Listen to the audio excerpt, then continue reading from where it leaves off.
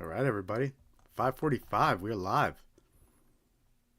Just checking on the live streams here, making sure we're good. We're streaming live on Facebook, Instagram, and YouTube. We're going to get started in about 5 minutes. Say hi. Let me know you're watching. Hit that like button. Last live stream of the year, folks. Let's get some more people in here.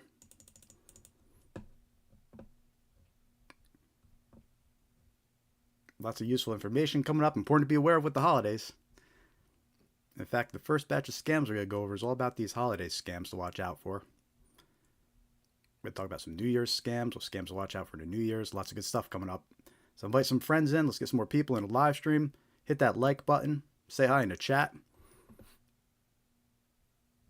I'm mostly watching the YouTube chats, but I'm also monitoring the Facebook and the Instagram chats as well. But I'll be quicker to reply to the YouTube one. So if you want to hop over to YouTube, that's the best place to interact. But even if you're on Instagram or Facebook, leave a comment, type a message, and I'll hop over there. I'll be responding throughout the live stream. We get started in about 4 minutes here. Still have time to make that cup of coffee. Fill your Scam Aware 101 travel mug. Gonna get started in about 3-4 minutes. What's up, Dave? Good to see you. Welcome to the last live stream of the year. I'm gonna miss everybody for a couple weeks. Let me rephrase that. That's the last official live stream of the year. I might do a surprise pop-up one before the end of the year. We'll see. Gonna start about 3 minutes. If you're just joining, hit that like button. Let us know you're watching. Say hi in the chat. We're live on Instagram, Facebook, YouTube.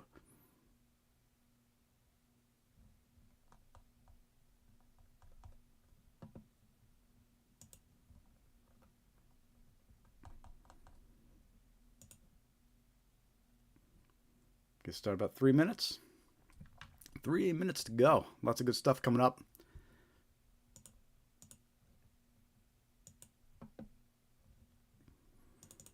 Yeah, next year, one of my goals is to have, before next year's live stream, is to have a hold video for the first 5 minutes of this live stream, just saying, starting in 5 minutes with the countdown. That's definitely on a list. We'll see if I get that done before the next live stream in January. 2 minutes to go. Hit that like button. Let me know you're watching. Say hi in the chat. Comment. If you're watching on Facebook, go share this link on Facebook. Let's get some more people in here.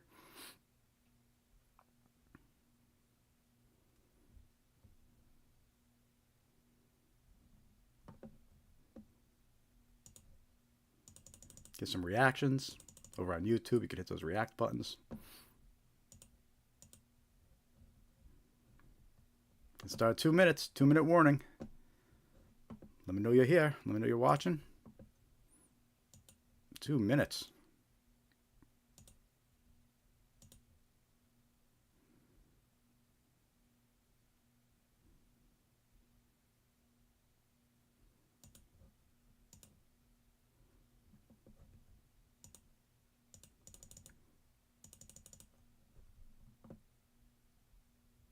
One minute to go, folks. 1 minute to go. Now we're going to dive right in.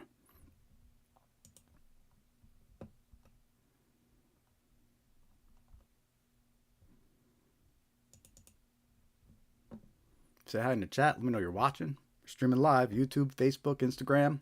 Last live stream of the year. So if you haven't been able to tune in, now's the one to be tuning in too. We go about 20 different types of scams.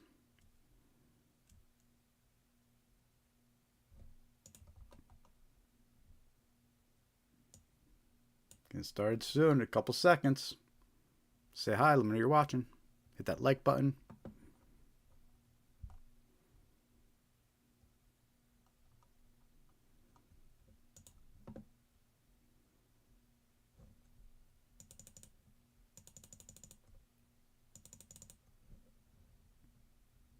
All right, 5:50. We're going to get this started. What's up, everybody? Welcome to the live stream. I'm Jared with Scamware 101. And our mission is to spread awareness about common scams that target individuals just like you, me, your friends, your family, right? Because we're being targeted all day long by scams, whether it's emails, phone calls, text messages, internet website tricks, fake pop-ups. The list goes on and on. And it's important to be aware of these scams so you can protect yourself, protect your loved ones, right? So our mission here is to spread awareness. And besides sharing videos and social media campaigns to spread awareness, we also do this live stream every week, every Thursday, 5:45 p.m. Eastern time. We go for about 3 hours too. So plenty of stuff to come up. We're going to go over lots of examples, show you some common scams, over 20 common scams we're going to talk about. We're going to show you a ton of examples of email scams, phone call scams, text message scams, snail mail scams. We're going to go over red flags to help you recognize and identify these scams, right? Because it's super important to recognize these scams before the scammers get money from you. A lot of times, sadly, victims never recover the funds that these scammers steal, right? So really the key is awareness, being able to recognize these scams before you give money to a scammer, right? And we believe that the best way to recognize these scams and learn about these scams is to actually see examples, hear recordings of the phone calls, see text message examples, and at least hear about the scams that are going on, right? If you've heard about the scam, even if it's a quick mention of the scam, if you're being targeted with it, you might think of it a lot quicker, or you will think of it a lot quicker, right? So anyway, our mission here is to spread awareness of scams. We do this live stream every week, every Thursday, 5:45 p.m. Eastern, except for the next 2 Thursdays because we're not doing the holidays. Crazy. But every other week, we've been doing every Thursday. In fact, we did over 50 live streams this year. So 50 live streams, not too shabby. It's been a good year.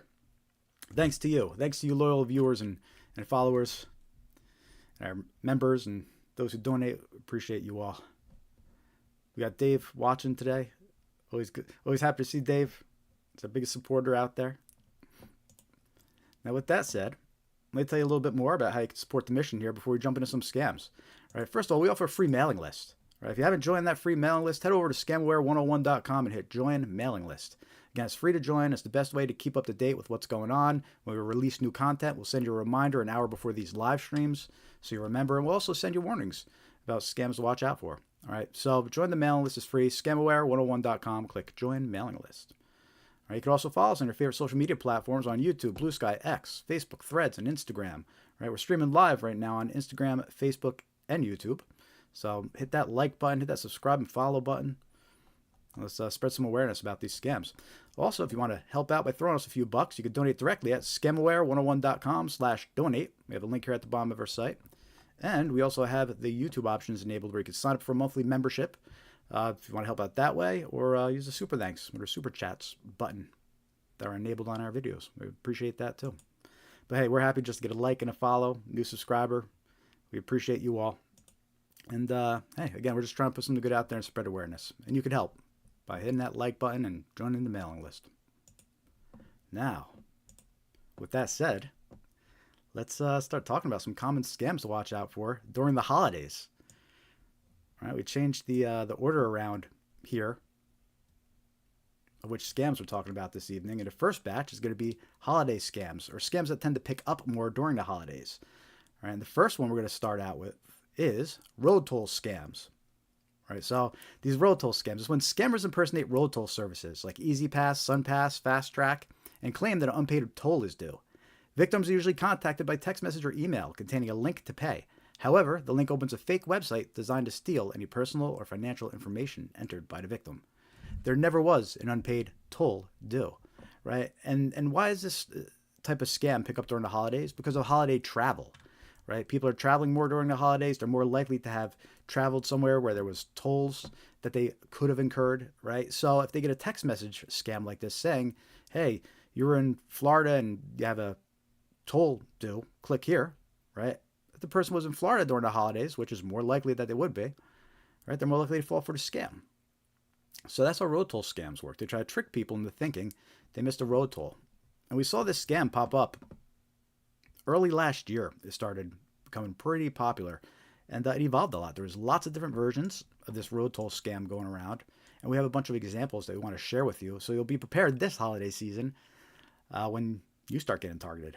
All right. So first of all, it's important to recognize these road toll scams. They impersonate all different agencies, right? And just to list a few here, just a few: SunPass, Peach Pass, Quick Pass, Good to Go, Easy Pass, North Texas Tollway Authority, Drive Easy Maryland, Easy Drive Massachusetts, Fast Track, all the Department of Transportations in every state, right? They'll send out text messages claiming to be from all different states in the Department of Transportation. We've seen them impersonate the DMV for each state, and the list goes on, right? They even make up agencies to impersonate and claim, when you missed a toll. So any type of text message you get claiming you missed a toll, be suspicious. Again, this scam picked up so much last year, towards the end of the year into early months.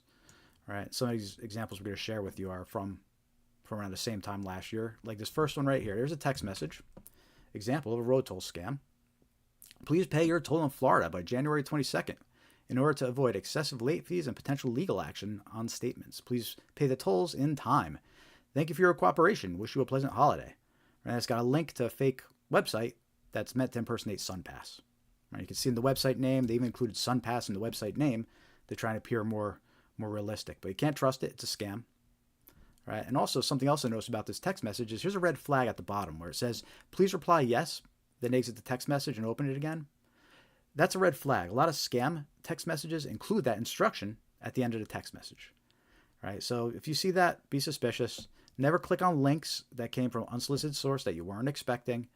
Right? And if you receive a text message like this, instead of clicking the link, go directly to your SunPass app or go directly to the SunPass website, the official websites, and check there if you're concerned that this is a real text message. But the majority of the time, it's going to be a scam. It's extremely common, these scam text messages that claim you have unpaid road toll. I'm going to show you a few more examples of this scam too. Here's another one. Easy Drive Massachusetts. Reminder, your bill for $6.99 is due. Please visit. Go to the fake website. They put Easy Drive MA to try and make it seem realistic.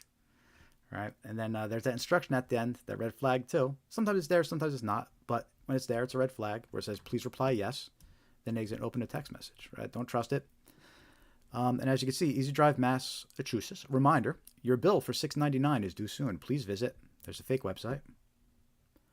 And another thing you'll notice about this text message scam is at the top, it came from a 6-3 country code. Right? It didn't come from inside the U.S. It came from a 6-3 country code, which is actually the Philippines. So a couple red flags on this example, but it's a good example of these unpaid road toll scams. Let's look at a couple more examples of this text message, because this is one that we saw it change up so much throughout the year. Here's another example. Your vehicle has an unpaid toll bill. To avoid excessive late fees on your bill, please settle it promptly. Thank you for your cooperation. Toll amount, $6.99. And it has a fake link to another Easy Drive Mass looking website. There's that instruction at the end. Please reply yes, then exit the SMS. All right, but it's a scam. Don't trust it. This one also came from a 6-3 Philippines code, country code.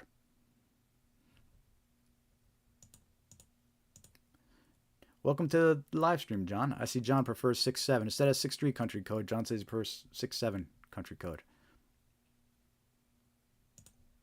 Hey, John, star 6-7. Star 6-7 it, buddy. I'm going to show you a couple more scams, these road toll, examples of these road toll scams. Because we're going to see a resurgence. I guarantee we're going to see a resurgence of this scam during the holidays. So you might just get a blank text message like this that has an attachment. And notice this one actually came from inside the US, but it just has an attachment to a PDF file, right? Another opportunity to remind you, never open attachments that you weren't expecting from someone you don't know and that you weren't expecting, right? In this case, it's a PDF file. And you don't have to open the attachments because at Scamware 101, we'll open the attachments for you. We don't give a... But anyway, here's what would happen if you opened up that attachment. PDF file here. It's got this fake document attached. Toll violation notice. Dear motorist, because of state laws, yada, yada, yada, violation details. All right, and they're saying you owe $9 because you missed the toll. They put a bunch of scary things that are going to happen if you don't pay, too. See here? Additional fines, administrative fees, suspension of vehicle registration, referral to collections, affecting your credit. Civil or legal proceedings, right? It could be scary. It could be a scary situation if somebody gets this and they're don't realize it's a scam. And it's got a link that says pay now and it takes them to a fake website. So these are all different versions of this scam. And they're all different versions of text message scams in general. Sometimes they can come in with an attachment. Sometimes they have a fake link. Sometimes they had that red flag about the instruction. And a couple more things regarding these road toll scams to watch out for. If you did click on one of the links, it might take you to a website that looks like this. In this example, Washington State's good to go, but it's a fake website. Looks legit, has the colors, the layout, looks professional, but it's a scam. It's a fake website. You click payment, it takes you to another page and steals any info you enter here. So watch out for these unpaid road toll scams. Extremely common during the holidays. I mean, they're common all year round, but they always pick up during the holidays because of holiday travel, right? More people are traveling, so they're more likely to fall for this scam or been in an area that the scam claims you missed a toll at, right? Let me know if you ever got one of these text messages. Let me know in the chat and in the comments. These unpaid road toll scams. Extremely common.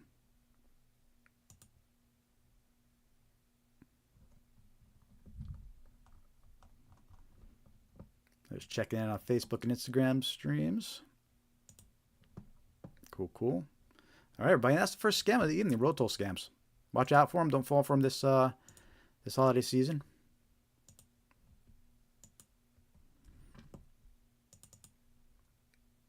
And something interesting that we saw happen, moving on to our second scam here, is we kind of saw that unpaid road toll scam. It kind of evolved. And what I mean by evolved is it evolved into this fake traffic ticket scam. So now we get these text messages. We started seeing this pick up kind of towards the end of the year. Very similar, except instead of saying you have an unpaid road toll scam, it says you have a traffic ticket, an outstanding traffic ticket. And this example, you could see, again, it came from a 6-3 country code, which was a pattern you were going to see popping up, a recurring trend there, right? And this text message scam, it says Illinois Department of Vehicles, right? So this one's impersonating the DMV. Final notice, enforcement penalties begin July 25th. Our records show that as of today, you still have an outstanding traffic ticket in accordance with Illinois Code 15C, yada, yada, yada, yada. If you do not complete payment by July 24th, 2025, we will take the following actions, right? And it goes into the whole all the scary stuff they're going to do to you if you don't pay. Report to the DMV violation database. Suspend your vehicle registration. Suspend driving privileges. Transfer to a toll booth and charge a 35% service fee. You may be prosecuted. Your credit score will be affected. Pay now, right? And it's got the link to the fake website. Oh, look, there's that red flag at the end too. The reply yes and reopen, right? Watch out for that. Please pay immediately before enforcement to avoid license suspension and further disputes. So again, it's another example of how they use fear to try and trick you into reacting quickly before thinking, right? Something interesting I want to point out about this example of this outstanding traffic ticket scam text message, right, is here's another example that came in July, right? It's actually dated, 4 days prior to this one. But this example says Nebraska Department of Vehicles, right? It's identical word for word, except they switched out Nebraska. They switched out Illinois with Nebraska. The same made-up administrative code is there, the same threats, and just the website points to a different scam website now that says Nebraska. Right, so it's an example of what I mentioned earlier about these text message scams. If you see one in one state, like how you see one in Illinois claiming you have an outstanding traffic ticket, look, the same scam is circulating. It says Nebraska or any other state. Right, you see them in one, you see them in all. So that's an example of a fake traffic ticket scam. They claim you have an outstanding traffic ticket. Very similar to the unpaid road toll scam we just talked about. You get these text messages. They claim you have unpaid road toll, unpaid traffic ticket. And both these scams pick up during the holidays because of holiday travel. Scammers know you'll be traveling more, so expect these to pop up after the holidays. A lot. How are you all doing out there? Let me know you're watching.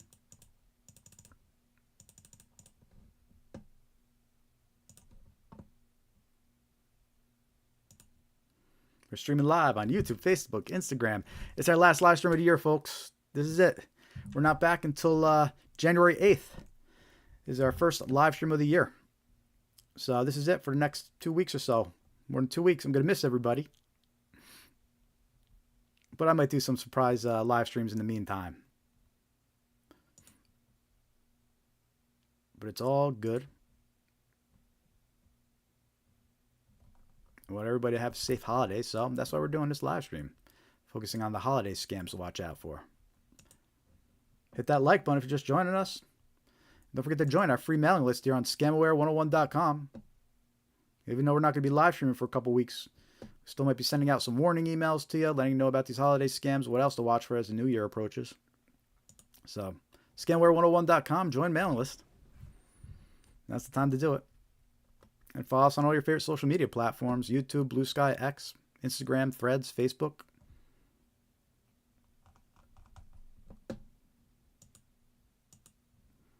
Let's talk about our next scam here.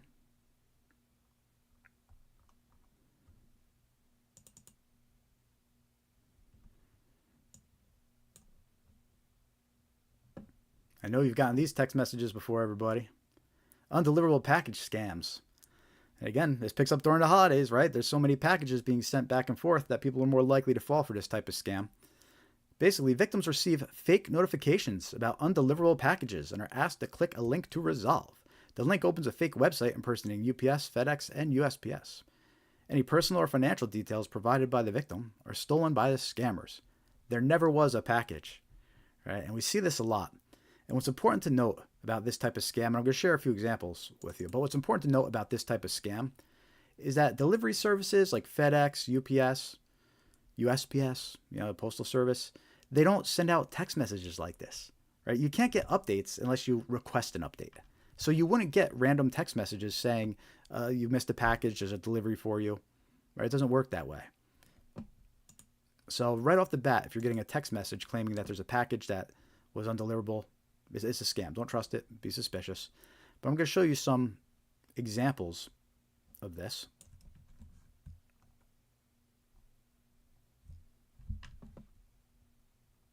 Right, in this text message, UPS ground.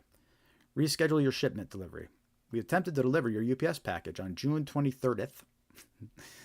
Oh yeah, by the way, there's a red flag there when you have the grammar mistakes. June 23rd. Right? But we're unable to contact you and the delivery cannot be completed. Your package needs to be signed for in person, so please reschedule delivery by doing the following. And then there's a link to the fake website, and even says UPS, in the link name. But it's a scam. Again, UPS won't send these types of text messages to you, claiming you had an undeliverable package. Here's another one. This one impersonates USPS. Due to invalid address, you have a package that needs to be delivered, but it has been suspended due to incorrect delivery address. If you do not update your address before 24 hours, your package will be returned to sender.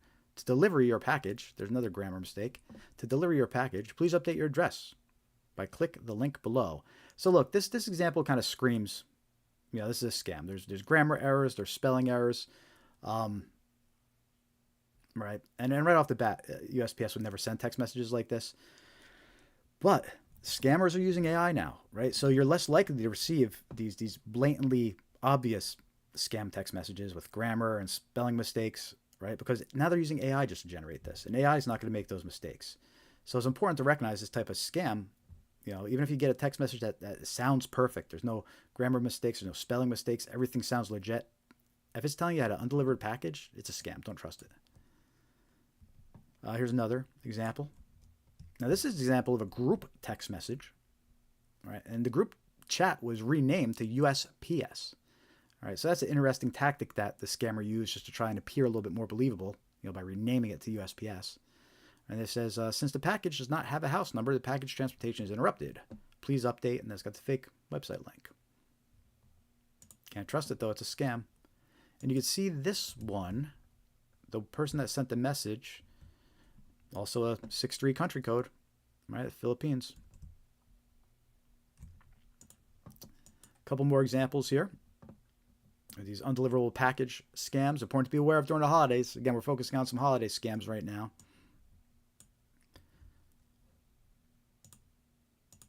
the text message comes in with an attachment, right? So here's an example. It has an HTML file attached to it.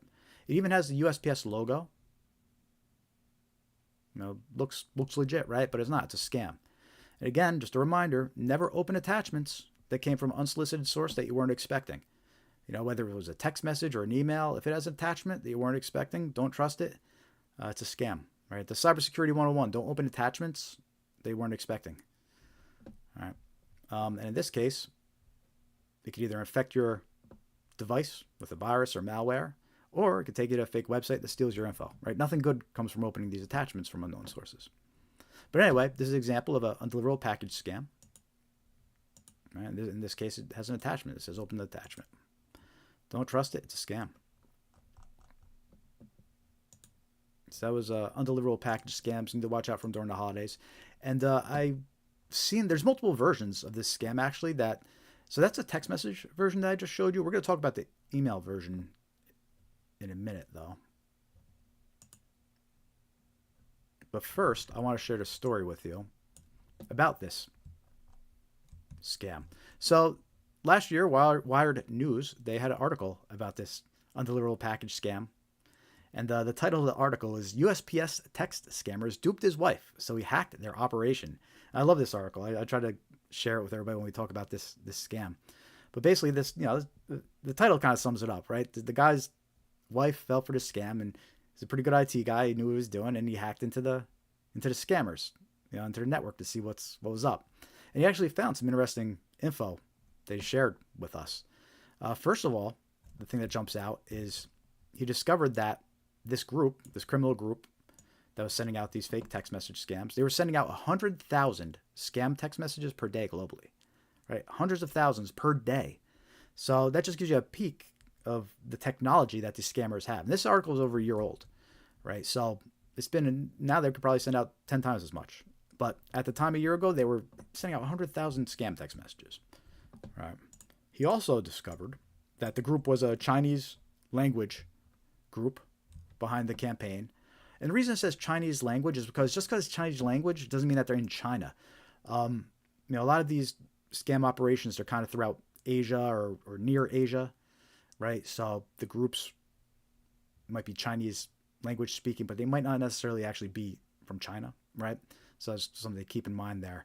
A lot of these scam operations, they're near like Bangkok and along the Myanmar border, right? So there's lots of Chinese language groups out there that aren't necessarily in China, right? But anyway, in this case, this one was being run by a Chinese language group. Right? And then the other thing the article points out here, which is interesting.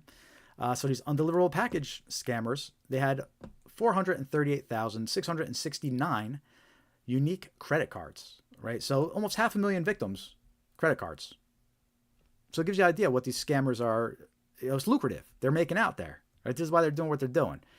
They almost 500,000 credit cards they were able to steal. And this is just one group, right? This one group sending out hundreds of thousands of scam text messages, right? And they got 500,000 victims' credit card numbers. Many people entered multiple cards each, and 50,000 email addresses were logged, and they included government emails, military emails, right? So everybody's falling for this scam, right? People think, you think you can't fall for it, but guess what? There's 50,000 people right there. Some are military, some are government, and they fell for it. So don't get cocky, right? It's important to stay aware of this stuff and keep it fresh in mind. And that's why we do this live stream every week too, by the way. This live stream isn't meant just to attend like once and you're magically going to remember all this. We're kind of hitting you with, it's like drinking out of a fire hose coming to one of these live streams. We're trying to squeeze as many scams that we can to warn you about. We go over 20 different types of scams, tons of examples, but it's a lot to take in. So really when it comes to scam awareness, we do this every week. So it's a reminder, it's a refresher, right? You'll catch something you missed last time or we'll add something new to it, or you'll just get a reminder about the type of scams that are coming around, right? So that's why I do this every week, and that's why you should follow, and subscribe. It's Scammer 101. If you haven't hit that like button yet, hit it. Smash that like button. Give us some reactions. But anyway, so undeliverable package scams, watch out for them, right? We showed you a bunch of text message versions of these scams. Always pick up during the holidays. People are sending, receiving packages, so they are more likely to fall for this type of scam. And again, UPS, FedEx, USPS, they'll never send you text messages like this, like the ones we just went over, right? Now, when it comes to these undeliverable package scams, we talked about the text messages, but there's also an email version of this scam, and it's a little bit different, right? The version we just talked about, they try to get you to pay a redelivery fee, right? That's how they steal your payment details, by trying to get you to pay a redelivery fee, all right? But this second version, this email version that we're going to talk about right now, it impersonates FedEx, UPS, the delivery company. They say your package is delivered or delayed, but then they say they're going to offer you a free compensation product for the inconvenience, right? They say up to $100 value you could get it because your package was delayed. Right? And this email we're looking at is an example from last year, November 16th. So right around the holidays. It's important to keep in mind. Right around the holidays, we started seeing this email popping up. This FedEx, you're sorry, your package appears to be delayed. Right? Get your compensation product now. Right? So this example is from November 16th. All right? But look at this example. A week later, November 22nd, this email is impersonating UPS. It says the same thing as this example. Right? It looks very similar. It's just swap out UPS. We're sorry, your package appears to be missing. Get your compensation product now. Right? So they're offering you these compensation products for your package being delayed. Right? But look, just like UPS and FedEx will never send you text messages like the ones we just went over, they'll never send you emails like this either. And they certainly won't be offering you a compensation product worth $100 every time your package is delayed. I mean, we'd have a lot of compensation products if FedEx and UPS did that. Right? So watch out for this email scam, especially right now, because these actually popped up during the holidays is when all these reports started coming in. Last year, as soon as Black Friday started coming around, November, these undeliverable package scam emails started going around. Little less common than the text message version of this scam that we just talked about, but still important to be aware of and know.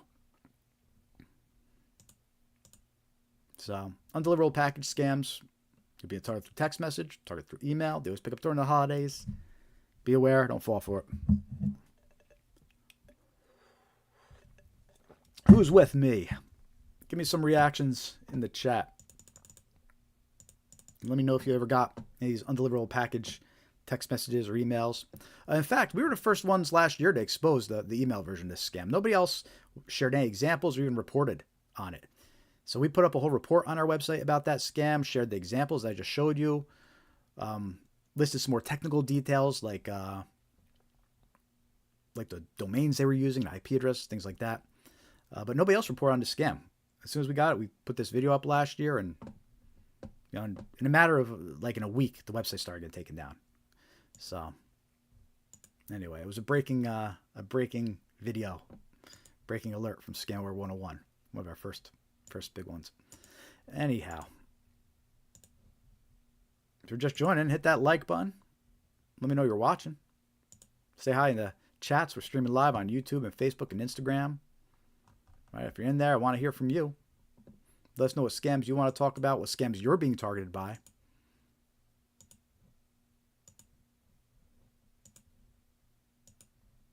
And we're going to continue going over some more scam examples here for you. So we're still talking about some holiday scams to watch out for.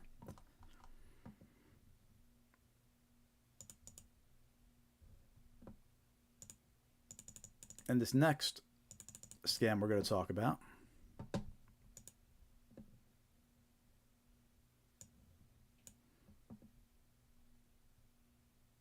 is fake retail website scams. Scammers create fake websites to sell products that are never delivered.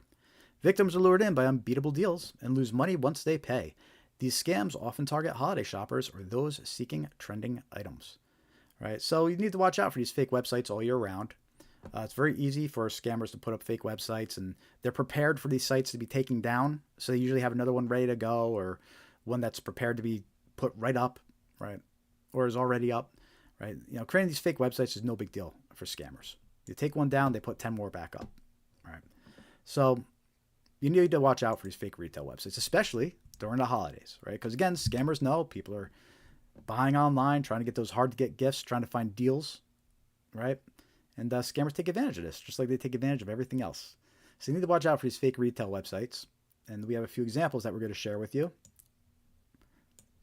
Now, if you still have some holiday shopping you're going to do, let me know in the chat if you still have some holiday shopping you need to do. All right, and if you plan on shopping online, be aware of these fake retail website scams. And you'll notice these examples are from last year during the exact same time of year, November, during the Black Friday time. And you can see this example right across the top of the fake website. It's got a fake banner, Black Friday sale. All right, so they're claiming this is some amazing Black Friday offer that you get now. All right, and they're saying normally $175, but just pay shipping, $8.95. You get these wireless headphones. Right, it's too good to be true. And that's something you have to keep in mind with these scams. If something seems too good to be true, be suspicious. Right, they're saying this is worth $175, but you're just giving it away for shipping. Don't trust it. Any details you put in get stolen by the scammer. Here's another example. And these are all part of the same fake retail website scam. Same Black Friday banner across the top. This one's offering a portable heater. Again, valued at $175, but just pay shipping, $8.69. But it's a scam. They'll just steal your payment details and they'll run around and purchase a bunch of things using your credit card. You'll never get the heater. All right, too good to be true. And here's one more example about these fake retail websites. Bluetooth. Often you use Bluetooth earbuds. Again, same Black Friday banner across the top, trying to make it seem like it's some amazing deal. Save $175, just pay $8.69 for shipping. But it's a scam. This is an example of how the scammers use the popular items and the trending items people are looking for. Right, these wireless earbuds are their popular item.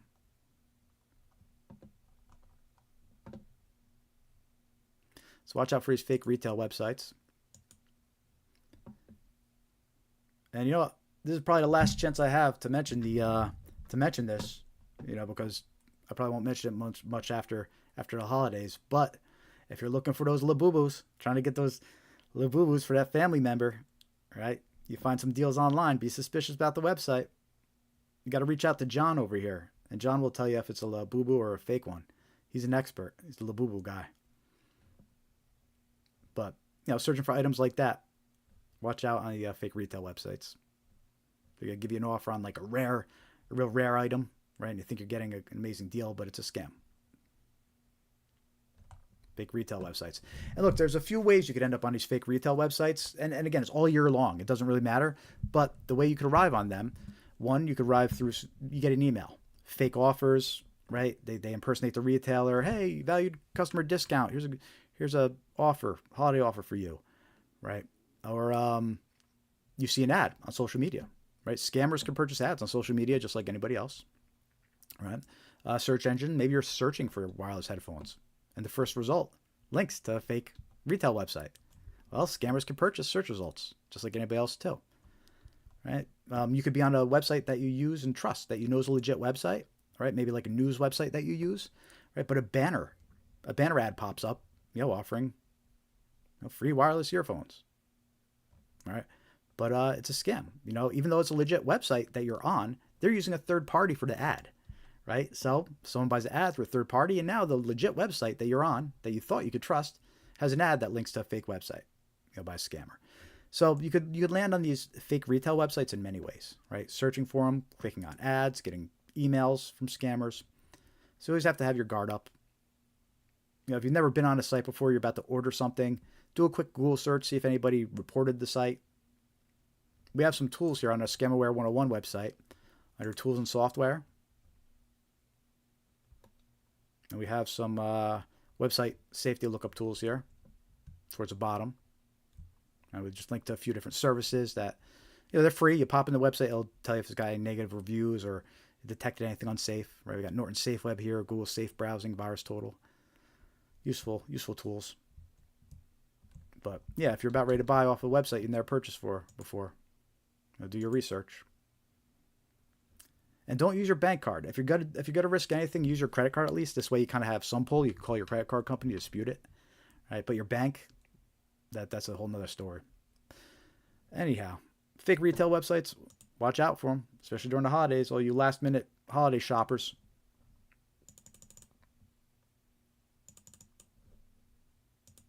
And the last holiday scam we're going to talk about here.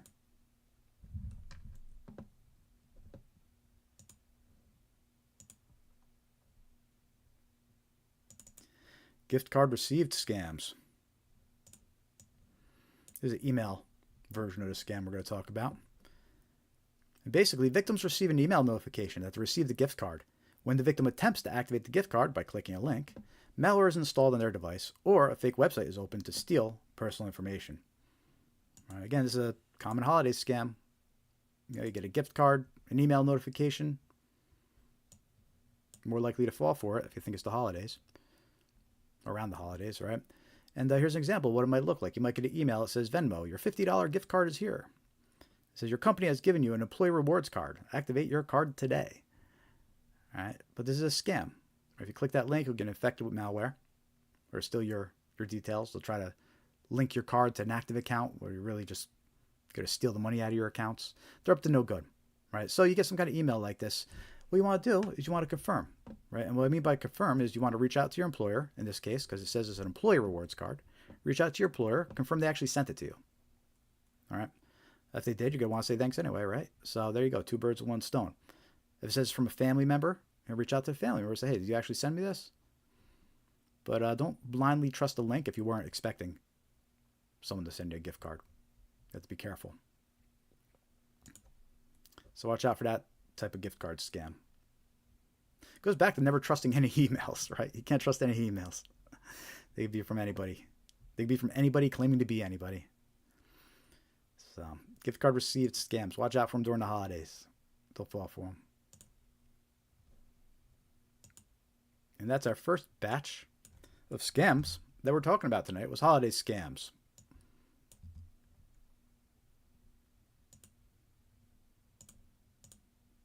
What do you all think? I think that was a pretty good collection of holiday scams to be aware of. I'm sure there's plenty more, but that's a good summary of the common ones to watch out for.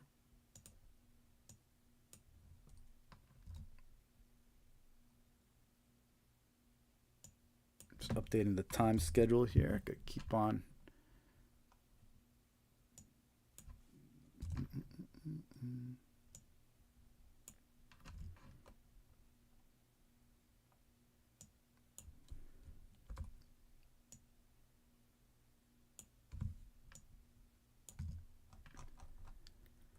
All right.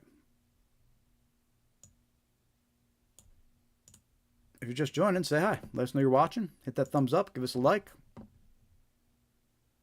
If you don't know who I am, I'm Jared with Scamware 101. Our mission here is to spread awareness of common scams. And these are the scams that target individuals, folks like you, me, just regular old people, just regular everyday people, shall I say. Because age doesn't matter, believe it or not. Everybody's being targeted with scams. And look, everybody's falling for these scams. People think that it's just the older folks falling for these scams. We're sure older folks are falling for them. But technically, at least according to FTC's report earlier in the year, the younger folks are falling for more scams than the older folks. It's just the older folks are losing more, right? The older folks are losing their entire retirement funds and their savings. They have more to lose, right? Where the younger folks, they're getting scammed more, but they're losing less because they have less to lose in most cases, right? So everybody's vulnerable to these scams, and awareness is important for everybody. Like, age doesn't matter, you know? And that's our belief here at Scamware 101, is that everybody should have the knowledge to defend themselves against scams. That's why we do these live streams. That's why we release the videos on our YouTube channel. If you don't subscribe to our YouTube channel yet, definitely go subscribe. We're always posting videos on there. Follow us on your favorite social media. You go to scamware101.com. You can find a link to all our social media pages. You have to join mailing list. Make sure to join the free mailing list. It's the best way to keep up to date with what's going on over here with Scamware 101 and to keep in a loop about these scammers.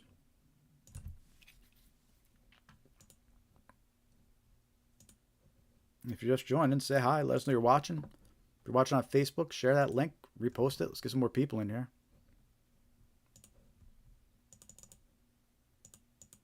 We're also on YouTube, Instagram.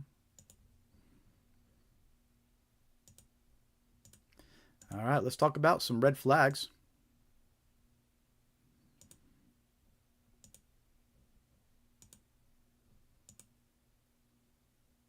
So this next portion of the live stream, we're going to talk about some common red flags that indicate you're dealing with a scammer. And we did a video on these 5 red flags. The red flags we're going to be talking about tonight are from our original 5 red flags video that we released earlier in the year. But we also have a second follow-up video, which has 5 more red flags that we're not going to talk about tonight. It's in the video, though. So make sure to check out our newer red flags video if you haven't seen it yet. But we're going to talk about 5 more red flags in that video, in addition to these 5. So we have both the videos on our YouTube channel. Check it out. And make sure to warn your loved ones about these red flags. And the thing about these red flags is you hear victims' stories, right? And a lot of times, these victims' stories, they have a common thread, right? They have these red flags where they just weren't aware of them. Right? And a lot of times, if they had been aware of these red flags, it might have been enough to stop the scam. All right. So let's talk about red flag number 1. That indicates you're dealing with a scammer. They direct you to a third-party chat app like Telegram or WhatsApp to continue the conversation. Right? So scammers, it's easier for them to communicate with victims in other countries when you're using a third-party chat app. Instead of sitting there trying to text back and forth using a regular SMS on the phone, right? They rather install a third-party chat app. It gives them more control. It's easier for them to manage all the different scammers or all their victims using their chat app. And it offers more anonymity for the scammer to hide behind, right? You know, the phone numbers get turned off left and right. But a third-party chat app, that's less likely to get turned off on them. So the whole point is, if you're talking with someone and they tell you to download a third-party chat app like Telegram or WhatsApp, it's a red flag that you're dealing with a scammer. And some examples of scams where that's part of the playbook, right, is romance scams. The scammers put up fake dating profiles to lure in new victims. Then they direct them to continue talking on WhatsApp. All right, so if you're on the dating websites and somebody's telling you, hey, you got WhatsApp, all right, be suspicious. Wrong number scams. We're going to talk about this one a little later. Starts with a text message probing for victims, then directs those who reply to continue talking on WhatsApp. Right? You'll get this random message. Oh, I'm sorry, I had the wrong number, but you seem friendly. You know, they try to befriend you, and then they tell you, hey, let's keep talking on WhatsApp. But it's a scam. Don't trust it. Investment scams. They'll direct the victims to a Telegram or WhatsApp group to pump up their investment and appear more legit. Right? So other scammers might be in the group pretending that they're interested and that they're or that they're happy with their investment, right? There might be bots in that group that are just programmed to seem like there's interest in this investment. So a lot of scammers, they'll use Telegram, WhatsApp groups too. All right, so don't trust it. You know, if somebody tells you to download Telegram, download WhatsApp, and we'll keep talking, or any app for that matter, be suspicious. Right? It's not typical for someone you just met with good intentions to be like, hey, download this app. So that's red flag number 1. You're dealing with a scammer. They ask you to download a third-party chat app to keep talking like Telegram or WhatsApp. Don't trust it. Don't fall for it. And of course, share your experiences with that in the chat and leave a comment if you've ever encountered those red flags. I want to hear what ones you're seeing, which ones you're noticing. Red flag number 2. That you're dealing with a scammer. They request payment in gift cards, prepaid cards, cryptocurrency, or depositing cash at a Bitcoin ATM. Look, there's red flags all over this, right? If someone tells you to go withdraw your money and purchase gift cards, red flag, right? Scammers love to receive gift cards because it's easier for them to just withdraw the money and it's instantly, right? Same thing with cryptocurrency. Once the funds are transferred, it's very hard for victims to recover those funds. And we hear this all the time. People lose their entire life savings, their retirement funds, right? Their inheritances, everything. They lose it all because once it's gone, it's gone. You can't just recover it. The bank's not going to give it to you. The bank, they like to make you feel like your money's safe there and it's insured, but not when you get scammed, not when you're tricked into withdrawing it. All right? The banks say, you withdrawed it. That's not our problem. All right? So you can't count on the bank to get you the money back. And law enforcement, the scammers are out of reach. Right? The scammers they're in other countries. They're in countries, in most cases, with no government or corrupt governments, right, that aren't going to work with law enforcement. So, look, the scammers love to request these forms of payment that make it very hard to recover the funds. That's gift cards, Bitcoin, cryptocurrency. If they tell you to go to a Bitcoin ATM, when you hear Bitcoin ATM, that has to be a red flag. And some scams, where it's part of the playbook, most of them, where it's part of the playbook to ask you for these unusual forms of payment. Right, there's IRS and Social Security scams. We'll be talking about those a little later. Scammers impersonate government agencies and ask for payment in gift cards or cryptocurrency. Right, and look, the government doesn't accept gift cards as payment, and as of right now, they don't accept cryptocurrency either. Right, maybe in the future they'll accept cryptocurrency, but right now they don't. So if someone calls you up, they're claiming to be with a government agency, with the IRS, Social Security, and they're telling you to make a payment with gift cards or deposit money in a Bitcoin ATM, it's a scam. 100% it's a scam. Don't fall for it. Right? It can be scary. You think you're dealing with the government and they're going to come after you, but it's a scam. Right? Don't let fear cloud your judgment. Romance scams. Scammers will often request gift cards and cryptocurrency from an emotionally attached victim. The victim just feels like, oh, well, I'm giving gift cards to somebody they care about. And the scammer will tell the victim, I set up a cryptocurrency account where you could deposit Bitcoin and, we'll use the account together. Right? But most of the times the victim doesn't realize he actually doesn't have access to that account. He could he could send it all the cryptocurrency he wants, but he's not able to withdraw cryptocurrency. And the reason the scammers do this is because after the victim realizes they're being scammed, they have no way to retrieve those gift cards back. They have no way to get that cryptocurrency back, right? The romance scammer makes it seem like, oh, there's just a convenient way for you to send me things and this and that. But really, it's a way for them to protect those funds once you realize you're being scammed and then make it hard for you to, nearly impossible to ever get them back. Right? And there's the bank impersonation scams, which we're going to talk about this one a bunch. But this is when the scammer impersonates a bank or an agency investigating fraud, and they make you feel like your money's not safe in the bank. Somebody has access to your account. You need to withdraw that money, they'll say. You got to get there quick because the scammers can withdraw the money before you do, right? So they try to make you think your money's not safe. And then they have you withdraw it, and then they instruct you to go purchase gift cards. Insert the cash in a Bitcoin ATM. It's all red flags. Any mention of purchasing gift cards, Bitcoin, cryptocurrency, that'll be suspicious. That's red flag number 2. You're dealing with a scammer. They request payment in gift cards, prepaid cards, cryptocurrency, depositing cash at a Bitcoin ATM. Do not fall for it.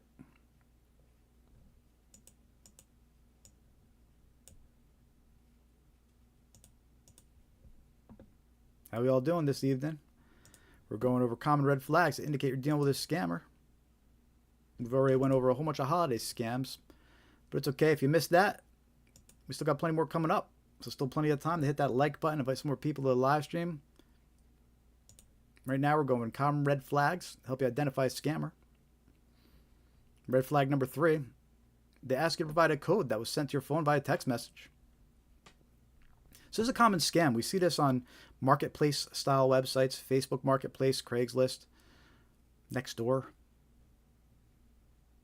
And basically how it works is the scammer impersonates a buyer or seller. And it'll say something like they want to confirm your phone number. They're going to send you a code. All right, but this is actually a scam. And what they're really doing is behind the scenes, they're trying to open an account attached to your phone, or trying to log into one of your accounts attached to your phone, or trying to reset one of your passwords that's attached to your phone. They're trying to do something malicious. All right, there's no reason an individual should be sending a code to your phone and then asking you to send it back. All right, and let's talk a little bit more about what they might be doing. Okay, so account logins. Right, they say, I just want to verify your phone number. I'm going to send a code to your phone. But what's actually happening is they're trying to log into one of your accounts, and you're getting a code as a security measure. If you turn around and you give that code back to the scammer, you're letting them into your account. Right? Same thing for password reset requests. The scammer might be trying to reset one of your passwords. Right? And is sending a code to your phone as a security measure. You turn around, you give that code back to the scammer, you just let him reset your password and get access to whoever account. Your bank accounts, whatever he's trying to get into. Right? And then there's also a scam known as a Google Voice scam. And how that works is these scammers, they want to create these Google Voice accounts. They get a free number with those accounts, and they can use those accounts to propagate their scams and target other people, right? But the catch is they need a unique phone number to create that account. And they want to use yours, right? So they'll tell you they're trying to verify your phone number. What they're really doing, they're creating a Google Voice account using your phone number. They're sending a code to your phone, and if you reply back, you're allowing your number to be associated with their fraudulent Google Voice account, which they're going to use to scam people, right? So again, red flag number 3, somebody says they're going to send a code to your phone and ask you to give it back. Don't trust it. It's suspicious. It's a scam.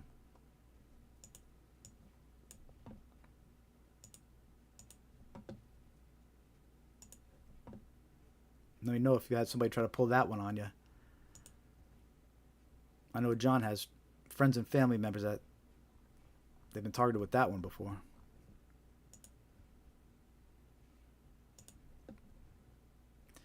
Now, let's talk about red flag number 4. They're dealing with a scammer.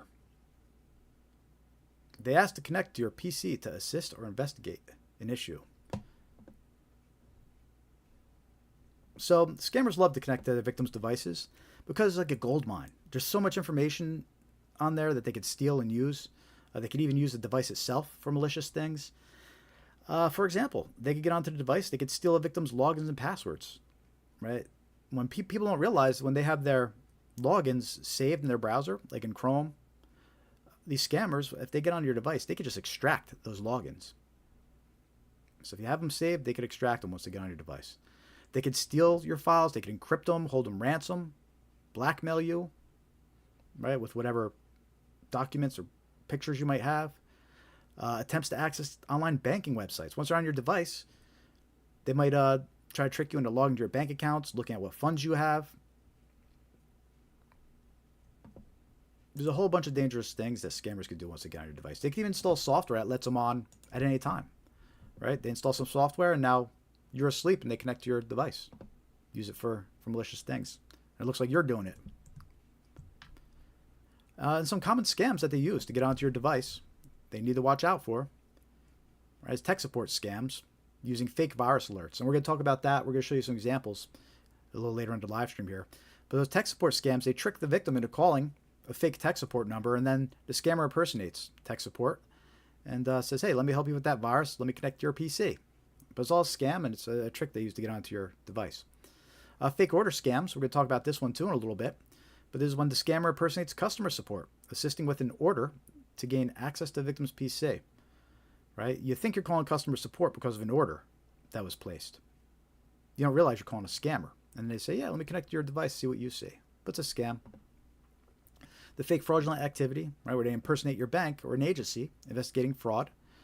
They'll call you up. They'll say somebody has access to your accounts. And then they'll say, well, look, let's check your other accounts. We'll connect your device and we'll see if there's suspicious activity going on your device or any other accounts. But it's all a trick, to get you to let the scammer onto your device. Don't do it.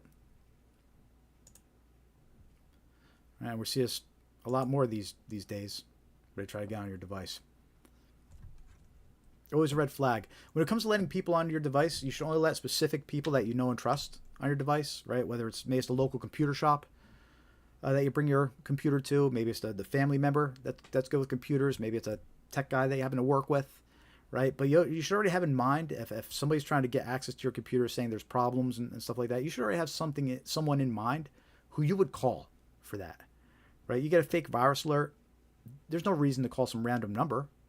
Right? Instead, call your computer person. Right? You should already have in mind who you're going to call. But anyway, that's red flag number 4. Strangers trying to connect to your PC or device to assist or investigate a supposed issue. Right? Be suspicious in those types of situations.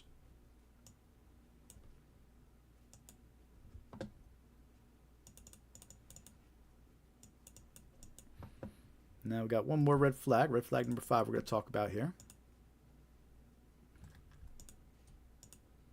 Again, let me know how often you see these in the chat, in the comments. Want to hear from you. Want to hear your stories. Red flag number 5. They request that you keep the matter confidential or secret. So it's common for scammers to ask for confidentiality. They don't want you to discuss the situation with other people. The more people you talk to, the more likely you'll be told it's a scam. Right? So, look, the scammers don't want you talking to people. Sometimes they'll try to keep you on the phone. This way you can't call somebody else. They'll even tell you to drive somewhere and to stay on the phone with them. Right? Because the whole thing is, the more people you talk to, the more likely you'll be told it's a scam. Right? So they'll make up these very convincing stories and reasons why you shouldn't, disclose this to anybody or tell anybody about this, what's going on. And it's a huge red flag. And some examples of scams where they do this is grandparent scams. We're going to be talking about that in a little bit. But grandparent scams, it's when they trick your parents or your grandparents into thinking the son and daughter is in trouble and needs money, right? And usually they say some kind of legal trouble. They're in jail or at the police station, right? And then the police officer that the scammer's impersonating, they'll say the relative is embarrassed and not to tell anybody, right? They ask you not to tell anybody. They're embarrassed that that they've been arrested. But it's all part of the scam. That's just a clever story to try and trick you into not, talking to anybody about it or not reaching out to anybody about it. Investment scams. They'll say it's an inside tip and don't tell anybody, or a price is just for you and not to tell anyone, right? But it's all part of the scam. They just don't want you to talk to people in general because you might find out it's actually a scam. Inheritance scams. They'll mail letters impersonating law offices regarding a fake inheritance, and the letter will always say something like this requests confidentiality, right? Look, who are they to tell you that you got to keep your inheritance confidential, right? That's up to you. But an example that we'll show you a little later in a live stream, that's one of them. So watch out for that red flag. And there's a fake fraudulent activity, right, where they're impersonating a bank or agency investigating fraud. But what they'll do is they'll tell you that because this is an open and active investigation, you can't tell anybody about it. You can't even tell the bank teller. So when you go there to withdraw this money, if the bank teller asks you why, the scammer will tell you to say, tell them you're doing home repairs, you have to pay contractors, but don't tell them that there's an investigation or that you're talking to FBI, right? And then they say you could be held responsible for hurting the investigation, right? If you tell somebody, you could harm the investigation. Right? But it's all part of the scam. It's just an elaborate story they use to try and get you to stay quiet and not talk to anybody. Right? So that's red flag number 4. Remember that. Can't talk. That's red flag number 5. They're dealing with a scammer. They request that you keep the matter confidential or secret. Don't fall for it. It's a scam.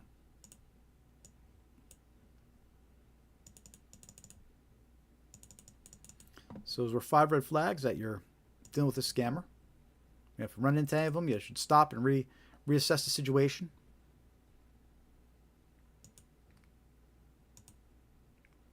If you're just joining a little late, hit that like button. Say hi in the chat, in the comments. Let me know you're watching. I want to hear from you. And just a quick summary of those 5 red flags that we just talked about. Red flag number 1, they direct you to a third-party chat app like Telegram or WhatsApp to continue the conversation. If they're trying to get you to download a third-party app, be suspicious. Right? We know scammers, they love to do that. Red flag number 2, they request a payment, gift cards, prepaid cards, cryptocurrency, or depositing cash at a Bitcoin ATM. Look, those are all red flags. When you hear them mention gift cards, Bitcoin, cryptocurrency, all right, all red flags. We know scammers love getting paid in those unusual forms of payment. So be suspicious when somebody's asking you for that. Red flag number 3, they ask you to provide a code that was sent to your phone via text message. It's a very common scam. A lot of times they're trying to access your account or create an account that's linked to your phone. Right? And by providing that code back to them, you're actually authorizing them to do whatever malicious activity they're trying to do with your phone. So don't trust it. If an individual says they're going to send a code to your phone, they need you to give it back, don't trust it. It's a red flag. They're dealing with a scammer. Red flag number 4, they ask to connect to your PC to assist or investigate an issue. You need to be suspicious about these. We know that that's part of the playbook for a lot of scams now, specifically tech support scams, customer support scams. You think you're talking to customer support or tech support. It's actually a scammer, and then they say, hey, let me connect your PC to help you. Let me connect your device to help you. But it's a scam. Don't trust it. Be suspicious. Make sure you're actually dealing with real tech support. And ideally, you only want to let people you know and have worked with before onto your PC, not strangers or calling random numbers. Red flag number 5, they request that you keep the matter confidential or secret. Right? We know scammers don't want you talking to people. The more people you talk to, the more likely you will be to find out it's a scam, or someone will tell you it's a scam. Right? So we know they come up with these elaborate stories to keep you quiet. They tell you you got to keep a matter confidential, but it's all part of the playbook. So don't trust it. It's red flag number 5 that you're dealing with a scammer. They request that you keep the matter confidential or secret. And again, we have a video about these 5 red flags. We have a second video about 5 additional red flags. So definitely go check that out on our YouTube channel. Make sure to like, subscribe, follow, and share the videos with a loved one. Look, so many scams we read about, if they had been aware of those red flags, it would have been enough to stop the scam. Right? But unfortunately, the victims didn't know. That's why it's so important to spread awareness of these red flags, because that's how you're going to recognize these scams and stop them before it's too late. Know what I mean?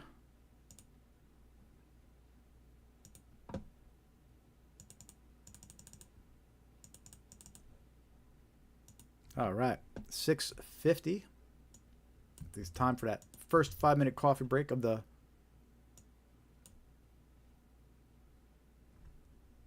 evening here. We usually have 2 quick 5-minute breaks just to refill the coffee cup.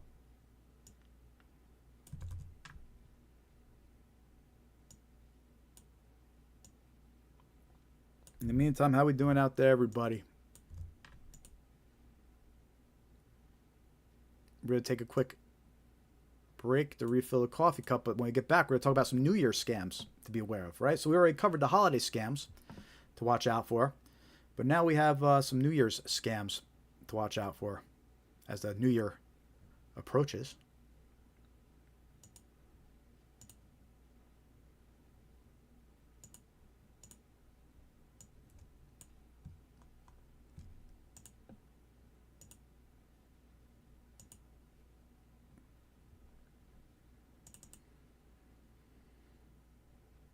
Could play our quick theme song while we go for a quick refill this coffee break. Hit that thumbs up. We'll be back shortly. Enjoy our theme song.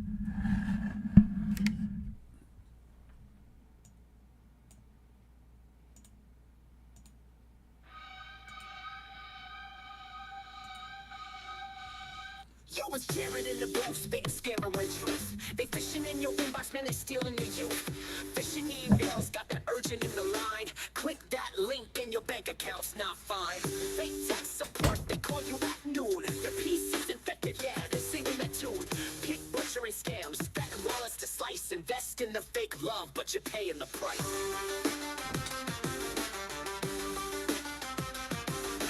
Scammerware 101, keep your eyes wide open. If the deal seems sweet, man, they're probably hoping. Snatch your cash, leave you broken despair. Stay woke, not evil, man, these crooks don't care. Wrong number text, they pretend they know you. Acting all friendly till they ask for a few. Grandparent scam, your grandson's in jail. Send the bail quick or his freedom might fail. Arrest warrant scam, police are on the line. Pay now or else they're taking your time. Fake order text, your package is delayed. You click that link, boom, your data's displayed. They'll call, they'll text, they'll lie, they'll scheme. Play on your fears or sell you a dream. Be alert, my friend, don't take the bait. A second of caution could change your fate.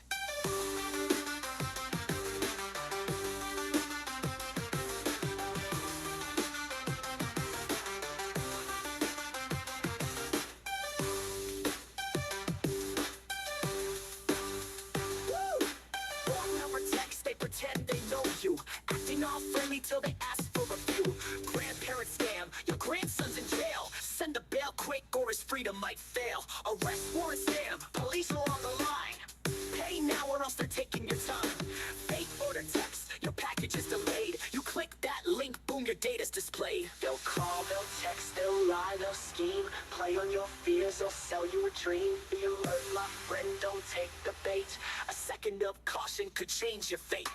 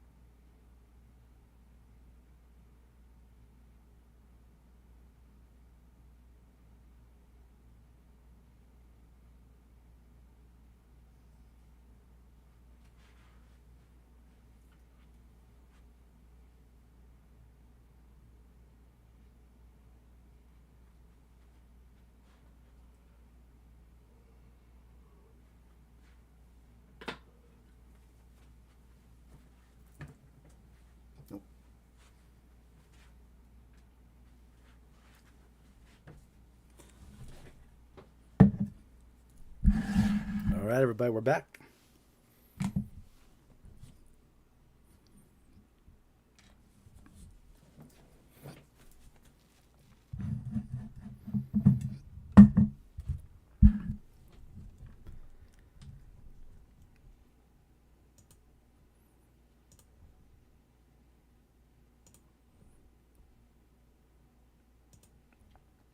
All right, cool. Let's continue with the second portion of our live stream here. We've been streaming since 5:45 p.m. Eastern, which we do every Thursday. We do this live stream, spread awareness of common scams. So if you're just joining, welcome to the live stream. Hit that thumbs up button. Say hi in the chat. We're streaming live on YouTube, Facebook, Instagram. Let me check over there. Make sure we're looking good. Looks like we are. Cool. All is well on Instagram, Facebook. Leave a comment. Say hi. Hit a thumbs up. Share it with a friend. Let's get some more people in here. We're going for at least another 2 hours, probably, to at least 8:45, 9 o'clock. So lots of good scam awareness examples to go over with you. We already went over a bunch of holiday scams, went over red flags, and now we're going to go over some New Year's scams to be aware of as the New Year approaches. So let me get those examples open for you here. And by the way, if this is the first time you're joining one of our live streams, check out scamaware101.com and hit join mailing list. It's free to join. We'll send you some scam awareness tips, some reminders when we go live. It won't send you any junk mail, I promise. And you can unsubscribe at any time, but we're good. It won't send you a lot of junk mail. I haven't got any complaints yet. So, free mailing list. Stay scam aware. Go to scamaware101.com, join mailing list. You can also follow us on your favorite social media platforms. Facebook, Instagram, YouTube, Blue Sky, X. So hop on over there and give us a nice like, follow, subscribe. We always appreciate it.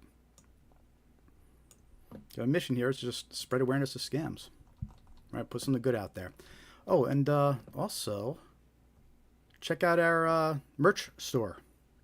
It's over on our YouTube store. We have some merch available, or on our website. Click the gift shop merch link here, where you get some cool Scamware 101 merch. We got some coffee mugs available that I'm drinking out of. You can see right here. We got stickers, mouse pads, water bottles, all stuff that you would kind of keep on your desk too, reminding you to be scam aware. Make great gifts. Probably a little late to get them by the holidays.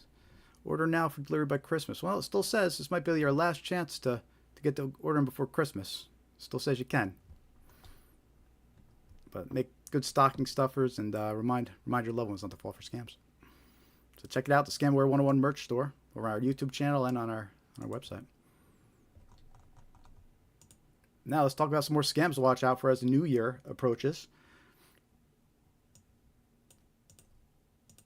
And we're going to start with Social Security impersonation scams. Right? So scammers are aware of when changes to certain services and programs happen, or when there's talk about changes happening, right? And they take advantage of that and they increase their scam attempts, right? So if they notice the time of year where Social Security changes occur, when certain requirements are due, or forms are due, they use that to their advantage and they increase their Social Security scams, to take advantage of people's confusion. All right. So as the new year approaches, and even now, because really these types of scams go all year long, they're always important to be aware of, but especially as you start hearing more and more about Social Security, you need to watch out, right? And we have some examples of these Social Security scams we're going to talk about, but let me explain a little bit about these scams. So scammers impersonate Social Security officials, and they claim there are problems with the victim's number or benefits. They threaten action unless immediate payment or information is provided. Right? Sometimes the scammers also send fake emails that appear to be from Social Security, but they link to dangerous websites. Right? So this is one of those scams where you're kind of being attacked from all directions. You have to watch out your emails that claim to be from Social Security. You have to watch out with phone calls as someone's calling claiming to be with Social Security. Very suspicious. All right, and we know that scammers are performing those types of scams. And just to give you an idea, before we show an example of one of these Social Security impersonation scams, just to give you an idea of what a big problem these scams are, this is a picture of an actual envelope that arrives from Social Security. Right? It's not a scam. It's an actual envelope that you get notice from Social Security or whatever inside. It comes in this envelope, and on the outside of their envelopes, Social Security has this giant warning printed: "Scam alert! Scammers are pretending to be government employees. They may threaten you and may demand immediate payment to avoid arrest or other legal action. Do not be fooled." Right? So the scams have been such a big problem for Social Security that they're actually printing these giant scam alerts on their envelopes. Right? So, important to be aware of this. It's a big problem, these Social Security scams. Sometimes they'll say that you're entitled to a payment and you need to update your bank accounts. Right? There's all sorts of clever things that these scammers will say to trick you into stealing your information. But an example we're going to share right now with you is an email impersonation scam. I'm going to show you two views of this scam that's actively circulating. Right? And the first one is how it looks on your phone. And unfortunately, it's hard to detect these scams on a phone. You know, you don't see as much information about them as easily. Right? But you'll get this email, and look, it just says Department of, from Department of. Unless you click on it, it's not going to give you any more info. Right? And then it says, get your new information now. To see your statement, please download the file from this link. And then there's a link that looks like it goes to ssa.gov. It continues, we hope you find your new statement useful and informative. Thank you for using the Social Security Administration's services. Please do not reply to this email as we are unable to respond. Right? So you get this email. You open it on your phone. It says Department of. You don't say anything else. And it says, oh, gee, it looks like it's from ssa.gov. Right? But this is a scam. This is a scam email. It's fake. It's from a scammer.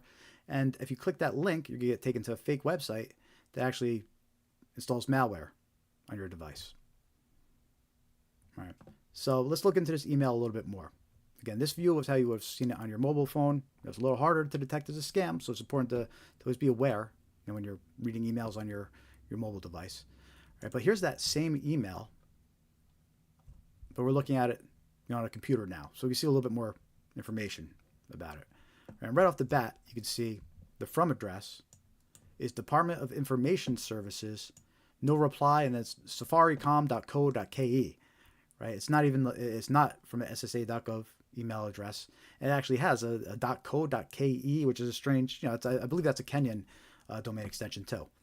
Right? So it's suspicious right off the bat when you see the full email address. Okay? And then when you hover over the link, because on a computer, don't click, but if you hover over a link, you hold your mouse over it, you can actually see this link. It doesn't go to ssa.gov. It goes to some random website that has a bunch of letters and numbers, just some random website. If you click the link, you get malware installed on your device. So it's a little bit easier to tell on a computer than on a mobile device. But anyway, so there's a real example of a Social Security impersonation scam. I have an email, it's circulating, it says you have a new statement available, and then click here. Right, but you don't want to fall for it. You don't want to click there. All right, so watch out for Social Security scams, whether it's an email claiming to be Social Security. Right? They might say they have a statement for you. They might say they need to confirm or update information. They might say you have a payment coming your way, but you got to confirm your bank account details. All right? All suspicious narratives that these scammers use in email. But be suspicious of the phone calls too, because we know that these Social Security scammers, they're calling over the phone and they're claiming to be from Social Security as well. Right? And they will use the same tactics that they use with all these scams. They'll say there's an issue with your account or they're calling to confirm something. All right, you got to be suspicious and aware that these scams are happening, these Social Security impersonation scams. I mean, Social Security is literally warning us on their envelopes. So you need to watch out for them, especially as the new year comes and goes. So let's keep on talking about some more scams to be aware of here. If you're just joining, hit that like button, give us a thumbs up, say hi, leave a comment. We're on Facebook, Instagram, YouTube. I'll do my best to reply as I see them. It's the last live stream of the year, so we get a little crazy. Want to hear stories? Tell me what scams you want to hear about. We won't be back live until January 8th. So it's going to be a couple weeks. I'm going to miss everybody, too. I'm so used to this Thursday night live stream that we do.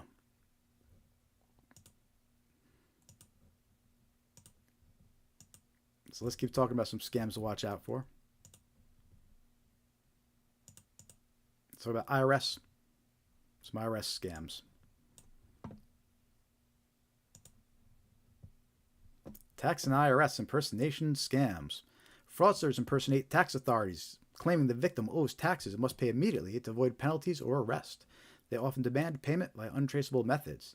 Right, so that's the threatening version of this scam that they use. You owe back taxes, you owe us money, you got to go get money and pay us now. Right? They could start off with a text message claiming that. They could start off with a phone call, where the scammer is claiming to be from the IRS. That's a very common scam narrative.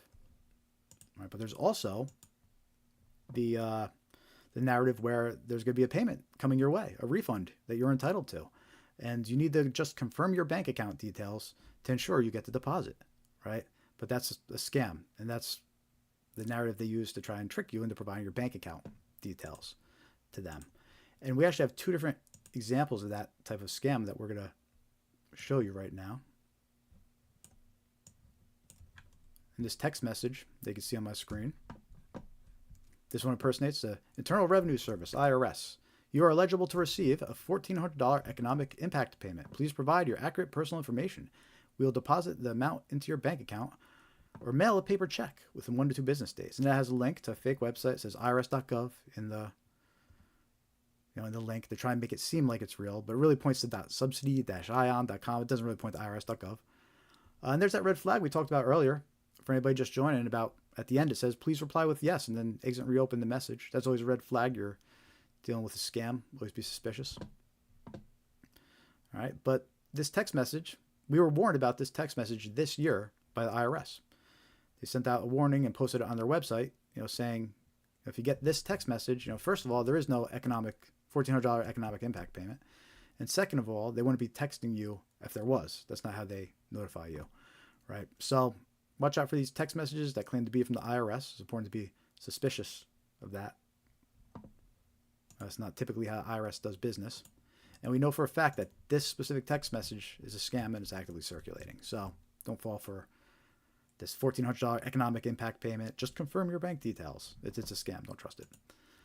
And keeping in the same topic as that, here's a version that impersonates the Department of Revenue. Right, and this was actually this warning was posted in October, so this is just from a couple months ago from Colorado. They warned about this scam. I think the governor posted it on his site. I think it might have been on the official website. Whatever the case, Colorado warned us that this text message was circulating. Right, it says your refund request has been processed and approved, and it impersonates the Colorado Department of Revenue. Your refund request has been processed and approved. Please provide accurate payment information by October 22nd, 2025. We will deposit the funds into your bank account or mail a paper check. And that has a link to click. We try to make it look like it's Colorado, but it's a scam website. They're trying to think that you're entitled to some kind of payment. All you got to do is confirm your banking details, and the Department of Revenue is going to send you or deposit a check. But it's a scam and it's a trick to get your banking details. And on this example, again, this example was shared just in October, right? This was shared from the state of Colorado in October. You've seen this example. It also came from a 6.3 country code. Right, so a text message came from outside the U.S. It's always red flag.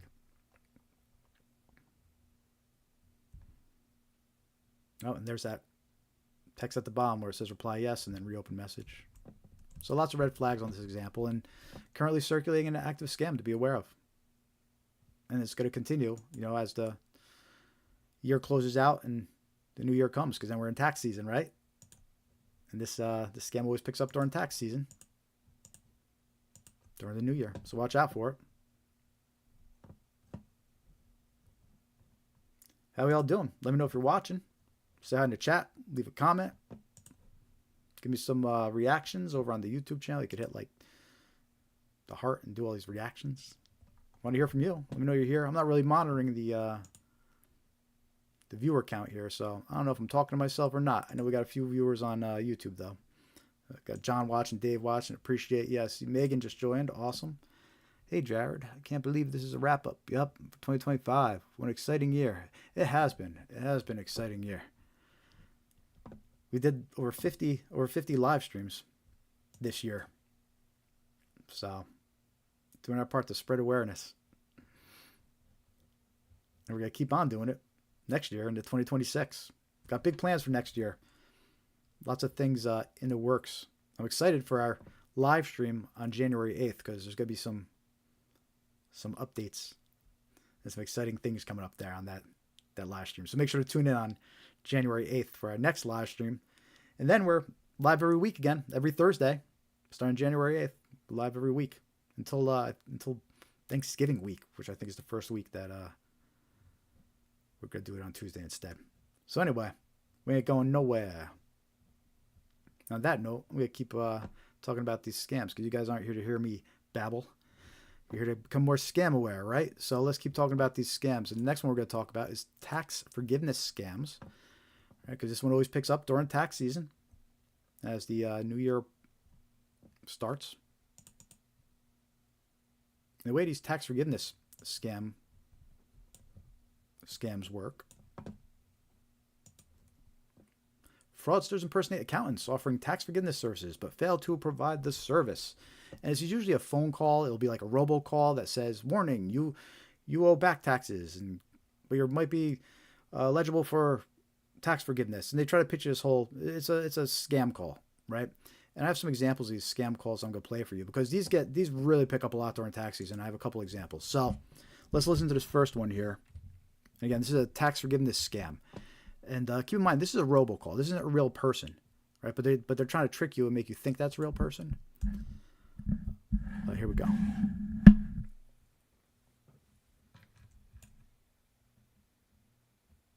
Hi, this is Lindsay Carter from the Activation Department. Give me a call back at 833-850-2527.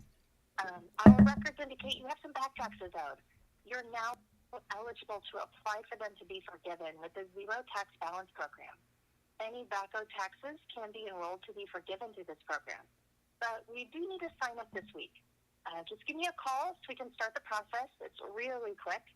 And I'll keep your file open here. So my number is 833-850-2527. If you've already resolved this, call back and press 2 to be removed. Can't wait to speak with you. Hey, let me know how the volume was on that. Sometimes I'm not sure if it's too low or not. But anyway, that's an example of a tax forgiveness phone call that was circulating this year. I got that call multiple times. Multiple people sent me and reported that call multiple times. Same exact recording. It was hitting a lot of people, right? And the idea is, look, that phone call started right off the bat. It says, "You owe back taxes." It doesn't know if you owe back taxes or not. They're just playing the same thing for everybody that phone call, everybody that answers the phone. It's just a recording, right? And, the female voice says, "I have your file on my desk," right? There's no file on any desk. This is a recording saying the same thing to everybody, right? So it just uses a lot of shady tactics. It tries to scare you right off the bat by saying, "You owe back taxes," whether you do or not. All right. And it goes into that whole shady thing where it's like, your file is on my desk and this and that. So don't trust it. It's a scam. When you call back, they're going to either try to steal your personal information. They might even try to file for your tax return before you get a chance to steal that money. Or they're going to use your information for identity fraud, or they might just try to scam you out of more money, use it to get your bank account details. So this is a tax forgiveness scam. I'm going to play another example of a tax forgiveness scam phone call. This one's funny because this recording, this one's only a couple months old. It's designed, so it's a guy's voice and he asks you questions, but the phone call is designed, it pauses, right? To try and make you think like somebody's actually listening to you when they're not. It's just a recording to trick you. And then about 30 seconds in, he goes, "Okay, great. Listen to this recording." But the whole thing was recording. They just try to make it happen real quick. There's pauses to make it sound like, "Oh, I'm listening to you answer questions," when they're really not. It's a tax forgiveness scam, another version. So let me play this recording for you.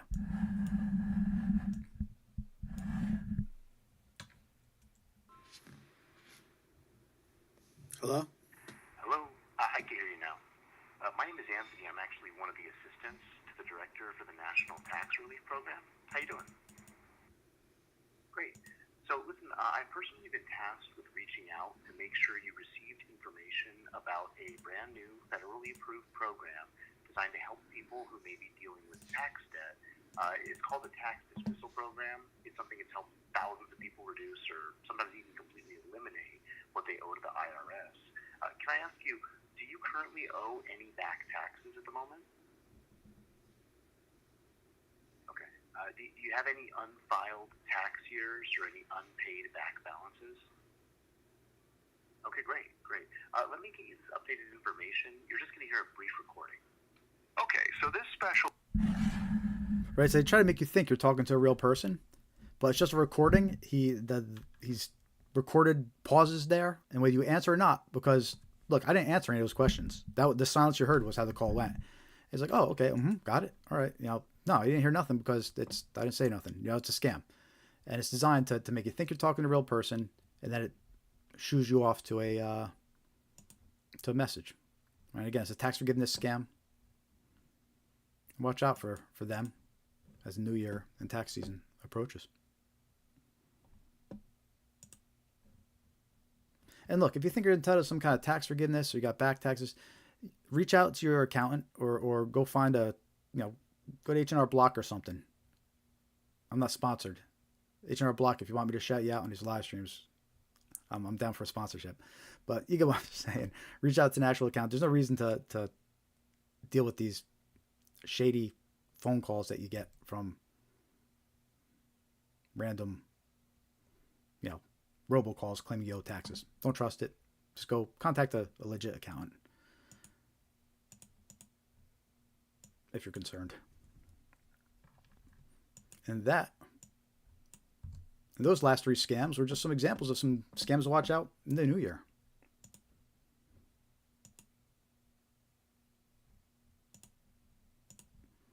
Look, we get those scams all year long. There's a lot of these scams we talk about this evening, right? We started at 5:45 p.m. Eastern. So if you're just joining, you missed a lot, but we're about halfway through though. So we still got a lot more to go. But if you're just joining us, we'd spend a lot of time going over all these holiday scams to expect. Unpaid road toll scams, fake traffic ticket scams, undeliverable package scams, fake retail website scams, gift card receipt scams, all scams that pick up during the holidays. But look, they do circulate all year long too. So it's important to be aware of any of the scams we're talking about. Whether we say it's pick up during the holidays or not, all these scams are active all year long, right? So they're important to be aware of regardless of the time of year. It's just they tend to pick up more during certain times of the year, but they're around all the time, right? So we went over these holiday scams. Went over some red flags. We just wrapped up talking about these New Year's scams, which are some scams to watch out for. They pick up more as the new year kicks off, like Social Security and IRS. A lot of government impersonation scams tend to pick up towards the end of the year and beginning of the year when changes are taking effect or renewals are happening, right? One thing we didn't mention was the open enrollment scams. That just those were popular for a while as open enrollment was happening. Is open enrollment still happening? I don't know how long it's going for, but those type of scams popped up in the same way that these do. When it's that time of year. So watch out for government impersonation scams. They always pick up during the time of year when you're likely to be dealing with those types of agencies.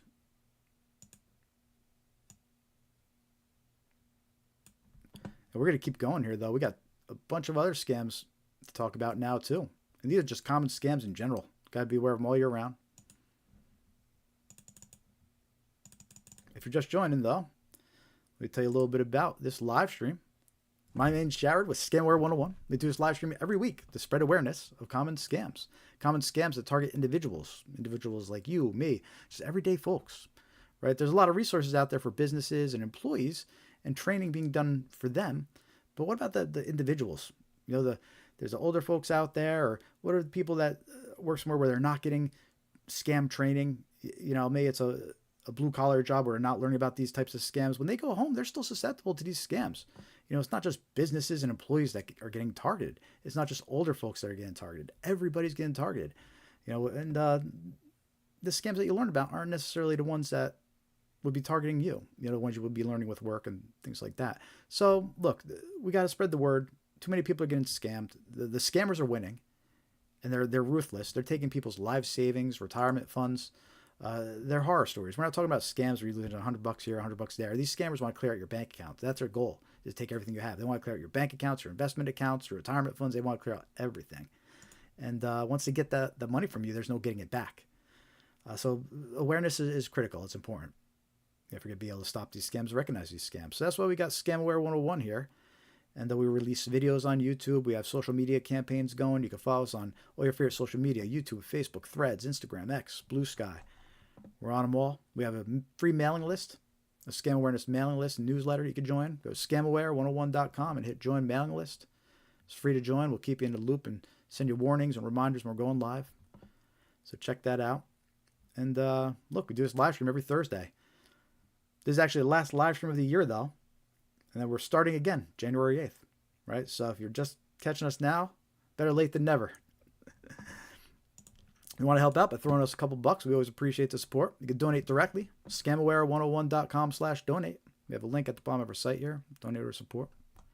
We also have YouTube memberships and YouTube thanks. Enabled super thanks and super chats, whatever they're calling them. They can use over on YouTube. If you want to send some over that way, we appreciate it. But hey, we're happy for just a subscribe, a like, a follow. Help us spread awareness. You could also scoop up some merch. We got some coffee mugs, mouse pads, things like that. Help support the mission. It's all overpriced. It's all overpriced, but the whole point is supporting the mission, right? So you see it. See how much they charge me for these mugs? It's crazy. But we're gonna keep on rolling with it here. We're gonna go over some more scams. 7:20, perfect timing. Right on schedule here. That's why I was babbling for a minute or two there. I was just waiting to catch up right on schedule. Now let's go into our next scam example here. We're going to talk about investment scams. This next batch of scams, this is an important batch to be aware of. They're all important, but these are extremely common right now. Being targeted with them regularly. It's crazy. But let me show you the investment scam first here. And this is an email version of an investment scam. This example is actually submitted to us by one of our members, Katie. I don't think she's here right now. She's usually here. But she submitted this scam. And we always appreciate it when our viewers and members they send us over scam examples. All right, so this email is an example of an investment scam. And there's many red flags on this to be aware of, right? So first of all, before we even start reading it, right off the bat, it's supposedly for an investment partnership, and it's from an Outlook.com email address, right? It's not from a actual .com. It's from an Outlook.com, a free email address that anybody could go and sign up for, right? So right off the bat, that's kind of a red flag, especially when it's a random email talking about some kind of investment opportunity. All right, so you get this email, comes from some random Outlook.com email. Dear friend, right? It says dear friend instead of an actual name.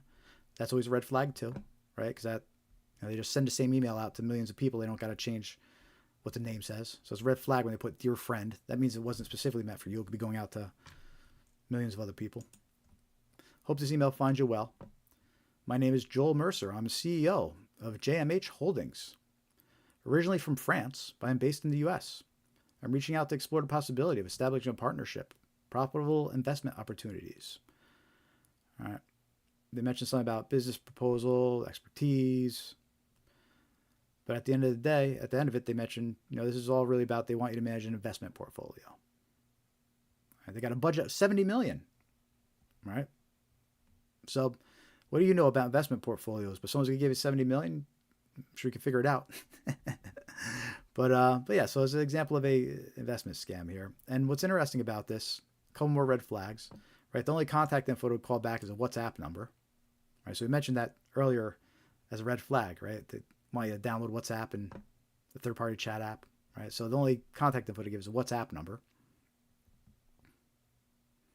But then the other big red flag that was interesting about this is supposedly this person, they just attached their passport. It's like, hey, here's my passport. I am who I say I am.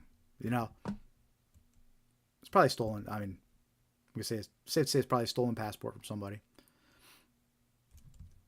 Right? But lots of red flags. And, I guess they include that passport, I don't know, I guess some people would consider that more believable. Oh, it must be who he says he is. Right? But who sends their passport out to a random person through email that they have never spoken with before, right? It doesn't make sense. So anyway, a bunch of red flags. As an example of an investment scam email.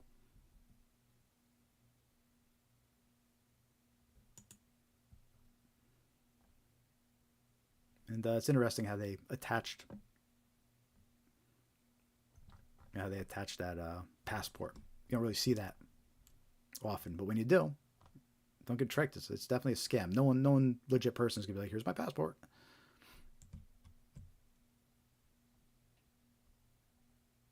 And it's a good example because all the red flags too, right? It comes from Outlook.com. They don't use your name. They just put friend.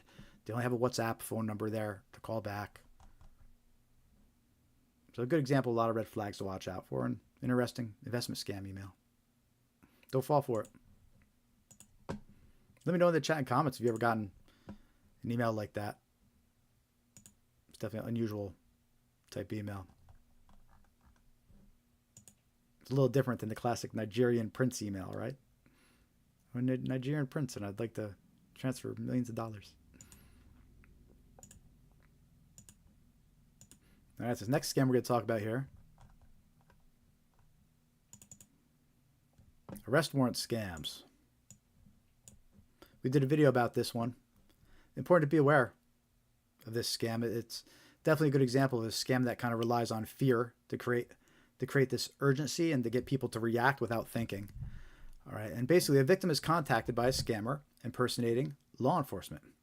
The scammer claims an arrest warrant was issued and fines must be paid to resolve it. The scammer then threatens the victim with arrest if fines aren't paid immediately.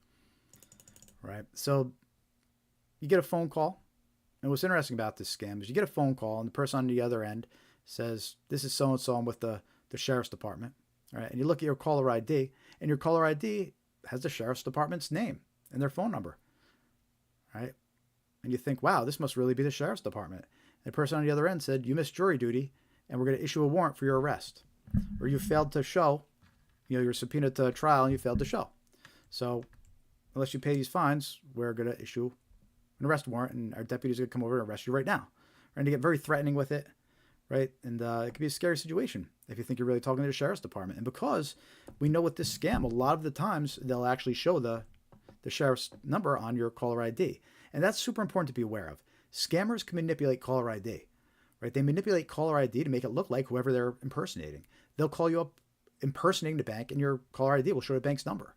So many victims fall for these scams because they didn't realize that they couldn't trust caller ID. They thought if caller ID said it was their bank, then it had to be their bank. If caller ID said it was a sheriff's department or a local police department, then it must be the local police department. They think, but it's not true. The scammers can manipulate those numbers. It's known as phone number spoofing, call spoofing, right? And they make it look like it's somebody else calling you. And, unfortunately, we hear from victims where it's like, well, it said my bank's phone number, so I thought it was my bank. For these arrest warrant scams, they say, well, it had the sheriff's department's name and number on the caller ID. I thought it was really the sheriff's department. So watch out for these arrest warrant scammers. We know that they're threatening, right? And they also will offer paperwork too. A lot of times once they get on the phone, they'll say, okay, I'm going to text you some paperwork, right? But it's been reported that they use fake paperwork to try and convince you that this is really happening. All right? And we do see a lot of warnings about this scam coming from sheriff's departments and local law enforcement. There's a lot of warnings about this from them regularly because they don't like being impersonated, right? Law enforcement does not like being impersonated. And that's what these scammers are doing for these arrest warrant scams. They're impersonating law enforcement. They're trying to scare you. They're threatening you with arrest, right? They'll say you missed jury duty. They'll say you failed to show up to court. But if you pay immediately, they don't got to worry about it. But you got to do it immediately. Otherwise, we're going to come over to arrest you right now. Don't fall for it. It's a scam. Look, you get a phone call like that. All right, hang up. Ask them, okay, who's the issuing organization? Who's issuing this warrant? Where are you from? Right, hang up. And if you're really concerned, call back the official contact information for that police department, that sheriff's department. If you're concerned that it's real. But look, this isn't typically how police departments and sheriff's departments handle arrest warrants. They usually don't give you a call and a heads up, So don't fall for this scam. Don't let these scammers create this fear and make you think you have to act, react immediately, right? If this was a real sheriff's office, real law enforcement, they would let you hang up and do whatever you got to do to confirm, right? They wouldn't be trying to force you to stay on the phone and pay them over the phone.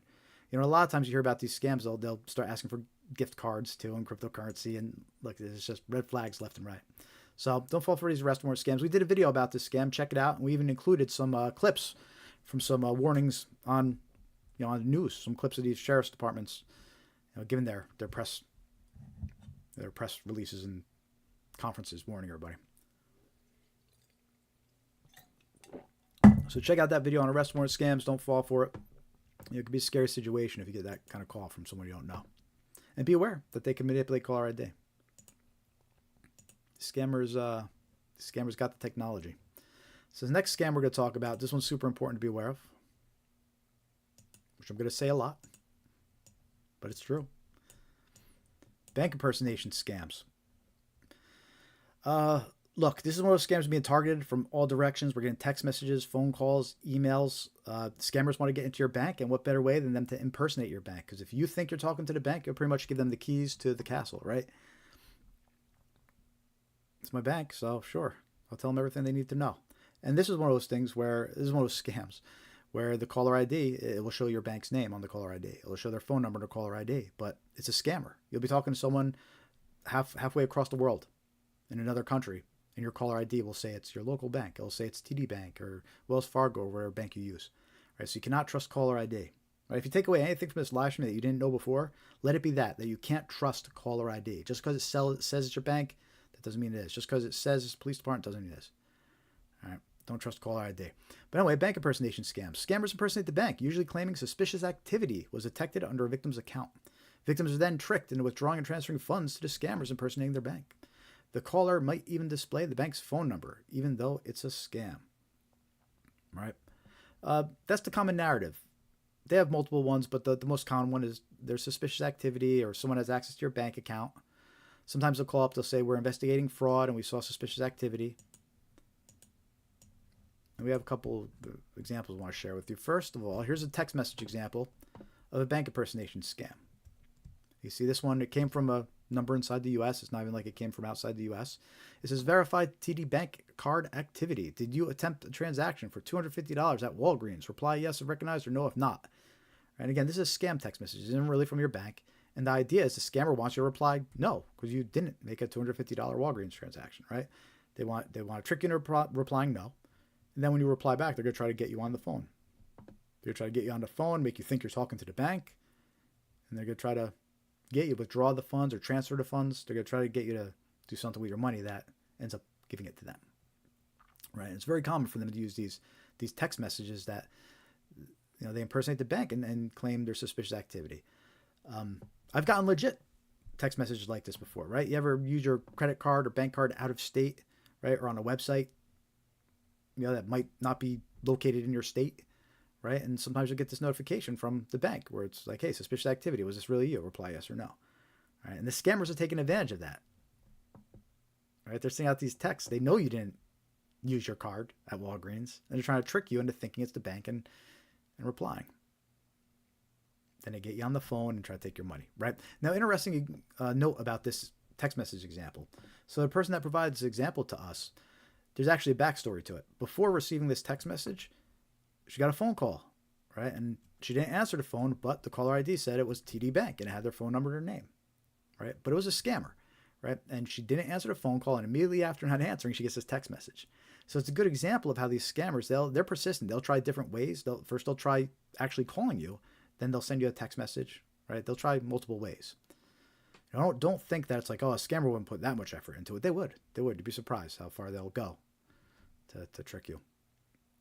All right, so you get a call from someone claiming to be your bank. Even if the caller ID says it's your bank, you have to hang up. You have to hang up and then call the bank back using the number on the back of your card, right? Pull out your card and use that number. Right, call them back. It doesn't matter if your caller ID matches that number or not. You still can't trust it because the scammers know it's been reported that they'll say, see, the caller ID matches the number on your card, right? So they know that they're going to try to trick you with the caller ID. You still got to hang up and then call back your bank directly if you're concerned it's real. All right, but these bank impersonation scams are a big problem, right? So that's the text message version of one of these scams you need to watch out for. Even if you get them on phone calls, watch out for any phone calls claiming to be from your bank, whether they say there's something wrong with your account or whatever the story is. Anything involving your bank, be suspicious. Phone calls, text messages, and emails. Emails, of course, too, right? You get tons of emails that impersonate banks. They'll say, suspicious activity, click here, if this wasn't you. But it's a trick to try and get you to provide your details to a fake website, to a scammer. Don't trust it. Be suspicious. Anything involving the bank. Text messages, emails, phone calls. Hang up, call the bank back directly. And look, you have to do that with every phone call. Every phone call that has anything to do with money, right? You can't just take it at face value anymore, right? You have to hang up and verify. It doesn't matter what they know about you. It doesn't matter what your caller ID says. The scammers know things about us, and they'll try to convince us that they're these third parties, but don't trust it. Oh, and one more note about these bank impersonation scams here. I have a victim's story that I want to share with you. It's an article over on Yahoo a year or so ago. Young Connecticut woman had her bank account drained by scammers after answering trusted Wells Fargo number. How to spot and avoid similar schemes. Right? So, look, this young Connecticut woman, she got scammed. And she said, it all started with a phone call from her bank, or who she thought was from her bank. And she said, I did everything that they said to do, and they literally drained my bank account, she explained. And it says her trouble began when she saw a familiar number on caller ID. Right? I got a call from a Wells Fargo number saying that I had fraudulent activity on my account. And it says that a random person was being sent money from Zelle. Right? So that's a red flag too. When you hear mentions of Zelle, these transfer services, scammers also love using that type of payment too. But look, the main point to take away here is that she answered a trusted phone number. You know, caller ID said Wells Fargo, and she thought it was her bank. And she didn't realize that it was a scammer. She thought, well, this must be my bank. So even though it sounded silly, the stuff they were asking her to do, she thought, you know, well, caller ID said it was my bank. It must be my bank. But it's not true. So anyway, beware of these bank impersonation scams. Somebody calls you up telling you got to send money with Zelle, withdraw money. Be suspicious. Don't trust it. Hang up, call your bank back directly. Big problem, these bank impersonation scams.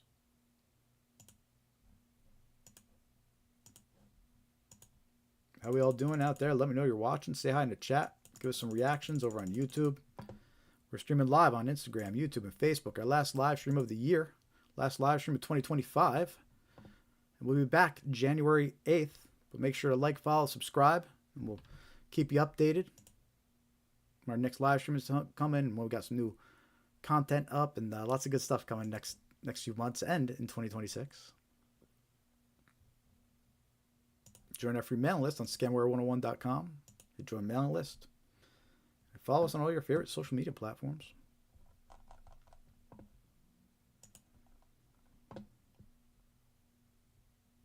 Next scam we're going to be talking about.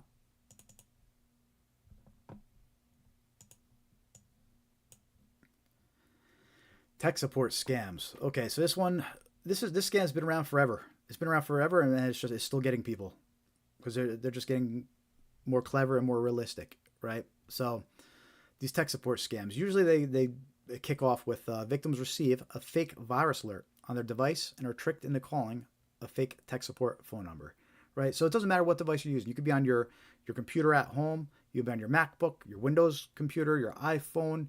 It doesn't matter. If you're browsing the internet on this device, you're susceptible to this type of scam because all this is a fake pop-up, right? It's a fake website pop-up. So if you're browsing on a device that could access websites, you could get one of these fake pop-ups, right? Your phone, your computer, doesn't matter. And the idea is these pop-ups, they say you're infected with a virus. There's a problem with your computer. You're infected with a virus. You got to call tech support immediately. The other day, a friend's father reported that he got one of those these fake virus alerts. They covered a whole screen, all right? And then on loop, it plays out your speakers. You're infected with a virus. Call tech support. You're infected with a virus. Call tech support. And you can't close the window, right? Unless you know how. Sometimes you can hit escape to close the window, but even if that doesn't work, you turn off your device, restart it, hold down the power button. But you don't want to call that number, right? Because that's how this scam works. They trick you into calling a number. You think you're calling tech support, but you're actually calling a scammer. And then the scammer says, okay, let me help you with that virus. I'll connect your computer, and it's all downhill from there. It's not good, right? So I want to show you some examples of these fake virus alerts that you might get. And this is one of those scams where, look, everybody's susceptible to them, but as far as the numbers go, the older folks tend to fall for this one more. So make sure the older folks in your life are aware of this one. These tech support scams, right? Because it could be a scary situation. You get this pop-up, big scary letters in red. Your PC is infected with a virus, right? So this is an example of a real fake virus alert. Real fake. So it's a fake virus alert, and the goal is to trick you into calling this number, right? You think you're calling McAfee, but you're actually calling a scammer. And you can see, I can see how someone could fall for this. If they have McAfee on their computer and, right, it's got their logo, it's got their colors, it's a legit looking fake virus alert. But the big giveaway, is that when a virus alert has a phone number to call, it's fake. A real virus alert doesn't say call this number, right? They don't want you calling them, right? So the alert's not going to tell you to call a phone number. That's how you know it's fake, right? A real McAfee alert won't say call this number. I'll show you another example of a fake virus alert. This one impersonates Norton by semantic. Right? Threats detected. Call support. System critically infected. If you're not able to click on this button, immediately contact support. And what's interesting about this fake virus alert is that the buttons were actually designed not to work. So you'll be sitting there trying to click on them, and it says system critically infected. If you're not able to click, call this number. So they're just trying to trick you into calling a number. The buttons aren't meant to work. The whole point of this fake pop-up is to trick you into calling this number. And again, you can tell it's fake because a real virus alert wouldn't have a number to call. And there's a couple other red flags here too. There's a couple misspellings and capitalization mistakes, like the word until all the way at the bottom here has 2 L's when it shouldn't. So there's little red flags too. But look, at the end of the day, if you get a pop-up that says you're infected with a virus and to call a number, don't trust it, right? If you're concerned it's real, call your computer person. Like I said before, you never want to call these random numbers that pop up. Call the trusted person that you usually let work on your computer. Here's another example of a fake virus alert, part of a tech support scam.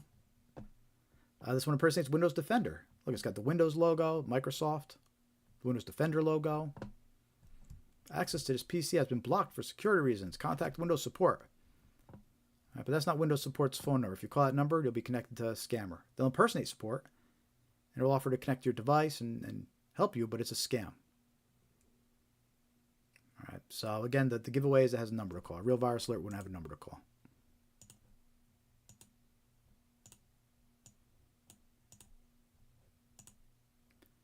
So I mentioned earlier while we were talking about this scam, this is the type of scam that it can target anybody. It doesn't matter what kind of device you're on, whether you're on your computer or your phone, right? Or an iPhone or a MacBook or your Windows computer. It doesn't really matter. A Samsung device, it doesn't really make a difference because as long as you're browsing the internet, you could get a fake pop-up like this. The whole idea is they're trying to trick you to call a phone number. All right, so here's a couple examples that actually target Mac and Apple users. Right, virus found. Your Mac computer has 13 infections. Please call tech support as soon as possible. And then it has all this pop-up with all these scary things that are going to happen if you don't call, right? Your data at risk, your credit card details, your banking information, your email password, your Facebook, Skype, private photos, sensitive files, your webcam, right? It lists all these scary things. Why you got to call this number, right? But there's a fake pop-up. It's not real.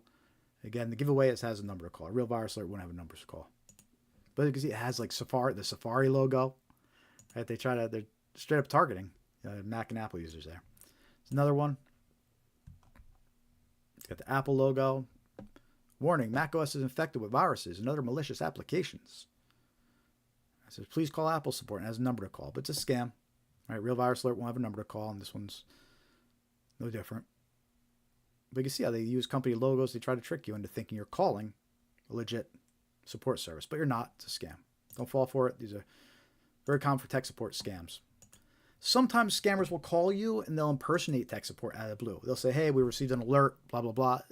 Don't trust those either. Like a real tech support company isn't going to call you out of the blue. Like one that you don't actually work with, especially. Right. But, Microsoft's not going to call you out of the blue like this and say, oh, we detected a virus. Apple's not going to call you out of the blue and say, we detected a virus. None of the antivirus companies like McAfee or Norton, none of them are going to call you out of the blue and say, we detected a virus. That's not what they do. Right, so be suspicious if anybody calls you, but more commonly, these fake pop-ups that claim you have a virus, right? That's the most common way that victims fall for this. They call the number on these fake virus alerts. So don't fall for these tech support scams. Again, the fake virus alert, if it has a number to call, it's a scam. Real virus alerts don't have a number to call. So don't fall for it. Tech support scams, big problem.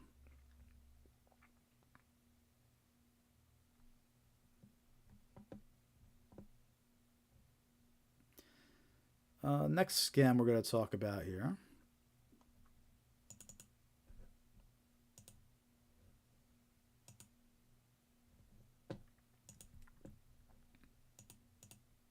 Actually, I want to start with wrong number scams. I think I need to refill the coffee mug, and it's been It's 7:45. We just hit 2 hours. We've been streaming since 5:45 p.m., so we just hit the 2-hour mark here. So we're 2/3 of the way through. We got one more hour left, at least. One more hour, probably going to about 9 o'clock on our last live stream of the year. Unless suddenly a bunch of people come in here and it turns into a party, I'll go all night. Need to get some more people here first, though. So hit that like button, subscribe, follow. Let's get some more people in here. Yeah, you know what? We're going to do the second coffee break in a minute, and then I'm going to jump into this next batch of common scams.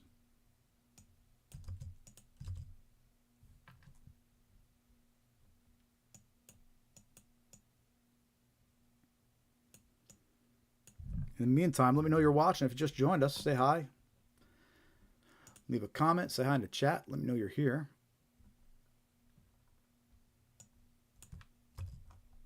Just updating the agenda here, so bear with me one moment.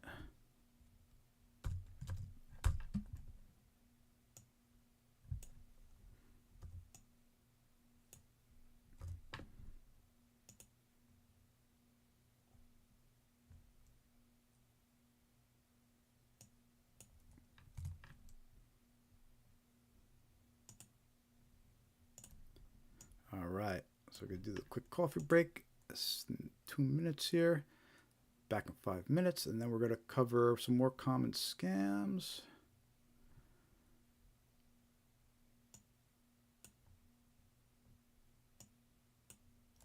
How long it's going to take, but we'll figure that out when it comes. We'll do 8:05.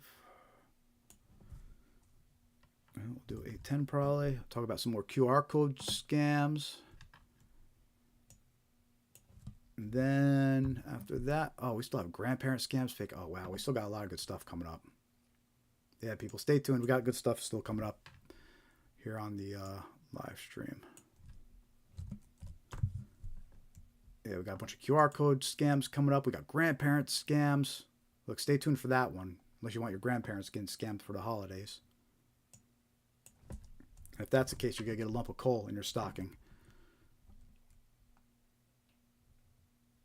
That's your thing.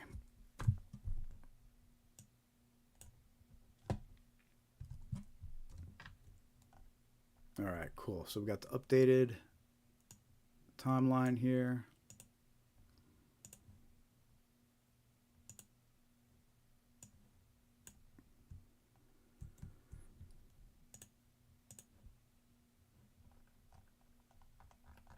Again, if you're just joining, let us know on the Instagram and Facebook. We're streaming live or on YouTube, Instagram, and Facebook. So I'm monitoring the comments in the chat. Mostly monitoring YouTube. But I am checking Facebook and Instagram back and forth. So make sure to hit that like button and let's get some more people in here. Got another hour to go. All good stuff coming up on this live stream. Last chance to catch our live stream too. Until next year. So we're not live again until January 8th. All right. Here's the our theme song. Back in 5 minutes. We'll be recaffeinated and then going over some more common scams.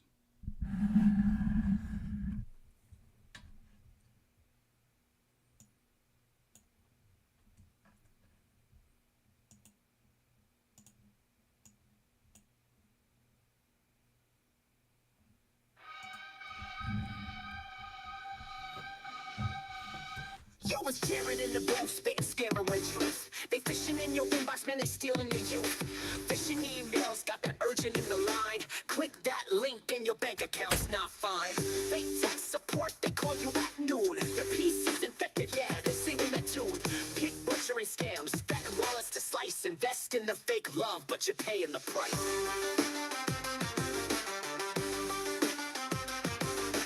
Scammer World 101, keep your eyes wide open. If the deal seems sweet, man, they're probably hoping. Snatch your cash, leave you broken instead. Stay woke, not equal, man, these crooks don't care. Wrong number text, they pretend they know you. Acting all friendly till they ask for a few. Grandparent scam, your grandson's in jail. Send the bail quick or his freedom might fail. Arrest warrant scam, police are on the line. Pay now or else they're taking your time. Fake order text, your package is delayed. You click that link, boom, your data's displayed. They'll call, they'll text, they'll lie, they'll scheme. Play on your fears or sell you a dream. Be alert, my friend, don't take the bait. A second of caution could change your fate.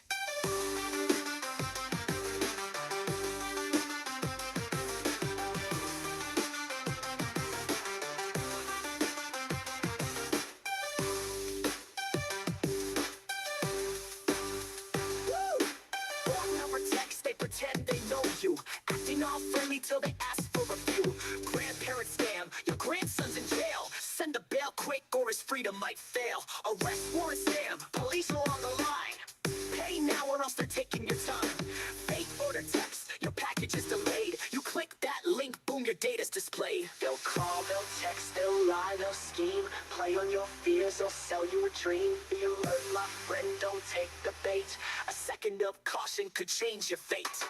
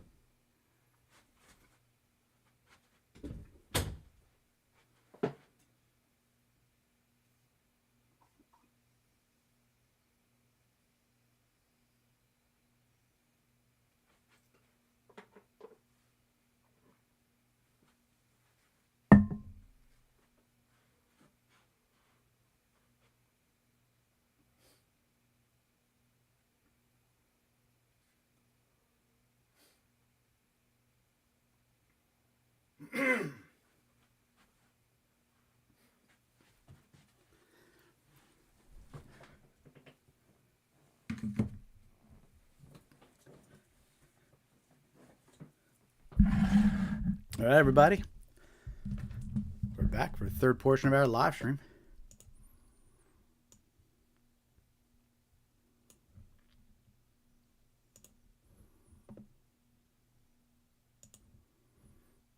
Just checking on the streams here and let me know how you all doing. If you're just joining, say hi in the chat. Let me know you're watching. Streaming on live on YouTube, Instagram, and Facebook. It's our last live stream of the year. Won't be back until January 8th. Got about 1 hour left. Last hour. But it's going to be a fun hour. We still have a lot of common scams to go over. Important ones to be aware of. Saving some of the best for last here.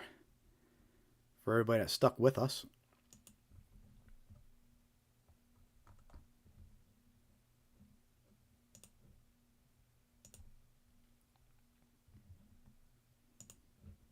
If you're just joining, you don't know who the heck I am. I'm Jared with Scamware 101. Our mission over here is to spread awareness about common scams that target individuals. Individuals, everyday folks, just like you, me, your friends, your family, your loved ones. We're all targeted by these scams every day. It's important to be aware and to recognize these scams, right? Because finding out after the fact, finding out after you lose money to the scammers is too late. You're not going to be able to recover those funds. Too many horror stories, too many innocent folks getting their life savings, retirement funds cleared out by scammers. So you need to be aware of these scams so you can protect yourself and protect your loved ones, right? So one of the ways that we spread awareness, besides releasing videos, doing our social media campaigns, on all your favorite social media platforms, we do these live streams every week. Every week we're on YouTube, and we're also streaming on Instagram and Facebook. And every Thursday, 5:45 p.m. Eastern, we are here, usually for at least 3 hours. Sometimes we go even as long as 5 hours if it's a busy evening with a lot of viewers. All right, but we typically go for at least 3 hours. We cover 20 different types of scams. We go over the red flags to help you recognize them and spot the scams. We share tons of real examples, like email examples, text message examples, phone calls that we play for you. snail mail scams, examples of actual letters. Got a few of those still coming up this evening. So lots of good stuff to be aware of and to help you recognize these scams, especially now during the holidays. This whole first portion of the live stream today, we dedicated the holiday scams that are important to be aware of. So awareness is key. And that's what we try to do. We try to bring awareness out there, try to put something good out there into the world. If you want to help support us, we'll gladly take it. You can donate directly, scamaware101.com/donate. But don't feel obligated. I know everybody's strapped this time of year and it's tough, but we'll still take a like, a follow, or subscribe. So hit that follow button, hit that like button, subscribe button, help us spread awareness, reshare our videos, help us get the info out there. We really appreciate it. You can join our free mailing list, scamaware101.com. And really, that's the best way to keep updated here. If you join the free mailing list, we'll send you reminders when we're going live. When we post new content, we'll send you some scam warnings. So definitely join the free mailing list on scamaware101.com. It's the quickest and fastest way to get updates from us and know what's going on. We'll be back on January 8th for our next live stream, but we got about an hour left of this one. So still time to drop some knowledge and learn about some scams. And this next scam that we're going to talk about,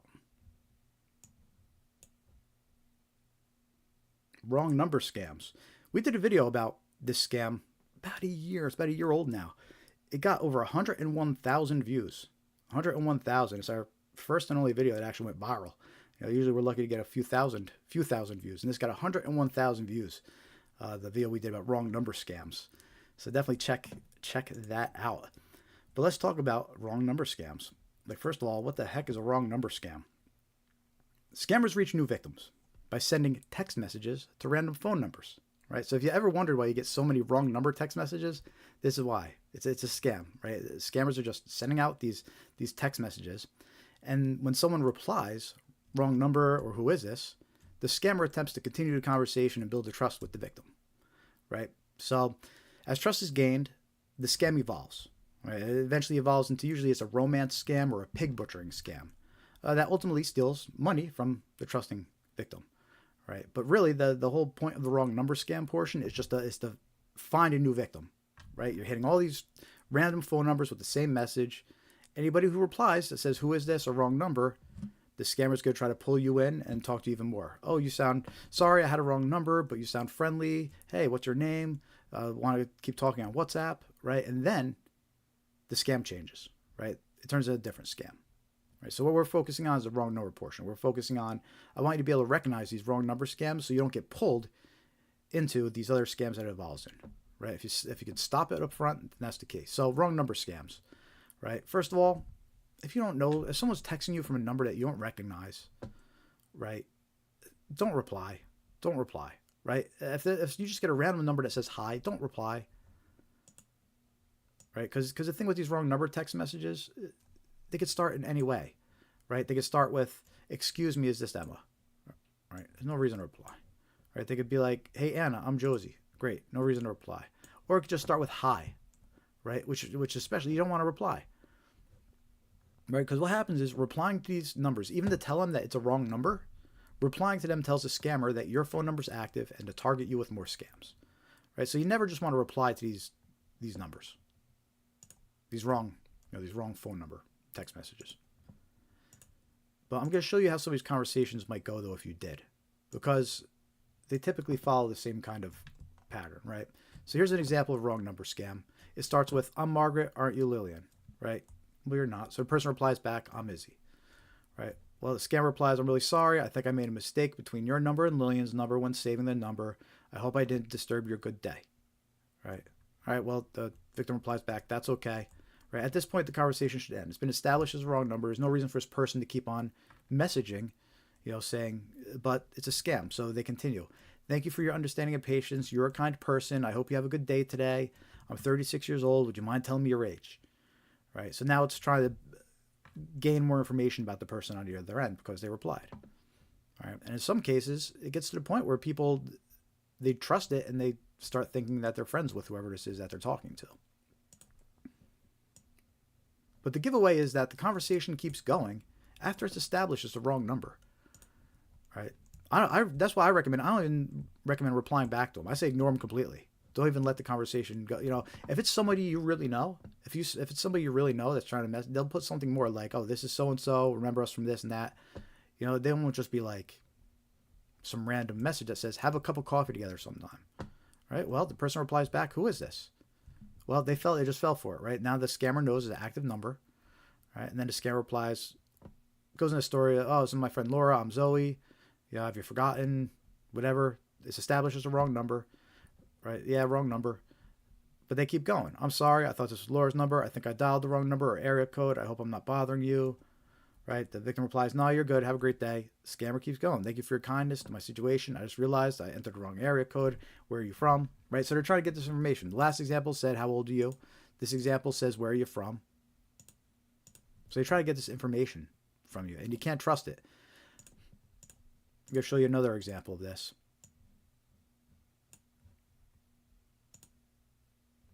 Right? This one just starts with hi. A random text message that says hi. Okay? That's a red flag. Don't even reply. Don't even reply, right? But for the sake of examples, right? This person replies back, hi, who's this?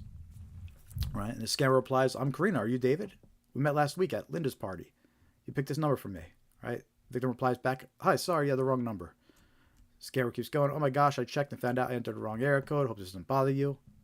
Right? Again, the conversation should stop at this point. As soon as they reply back saying wrong number, right? But they keep going, right? They say, we reply back, that's no problem. Right, again, it should end at that point. Scammer keeps going. Thank you very much. You're a very friendly and polite person.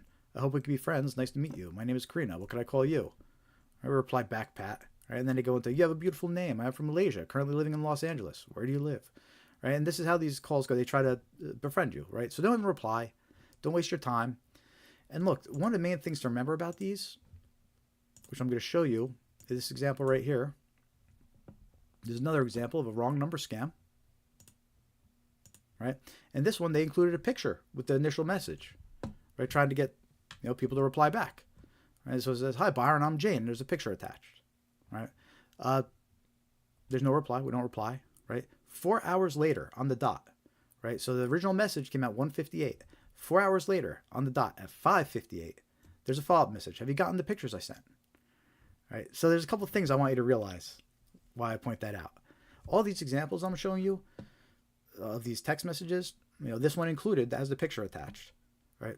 They're all fake, right? It's not even a real person sitting there sending out these initial messages. It's a bot, right? It's a bot that's programmed to send the same initial message with the picture, and it's programmed to send out the same message to 100,000 phone numbers, right? Just like and that's not an exaggeration, right? We looked at that article earlier, and that guy who discovered the USPS scammers that were sending out hundreds of thousands of text messages a day. So it's not an exaggeration. We know that scammers are sending out hundreds of thousands of text messages a day.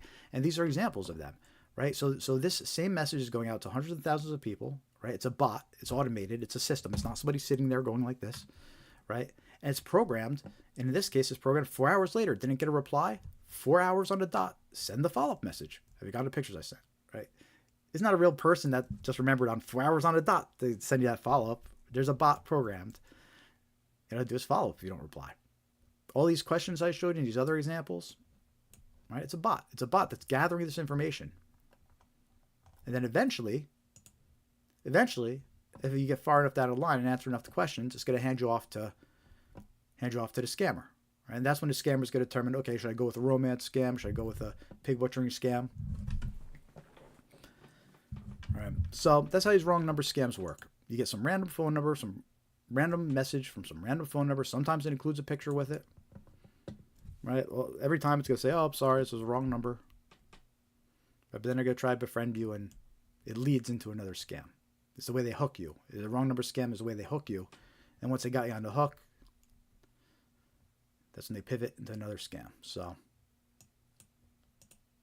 wrong number scams. Watch out for them. Check out that video we have on our YouTube channel. Again, I got 101,000 views. Hey, 101,000 views can't be wrong, right? So check that one out. And while you're there, make sure to like, follow, subscribe if you don't already.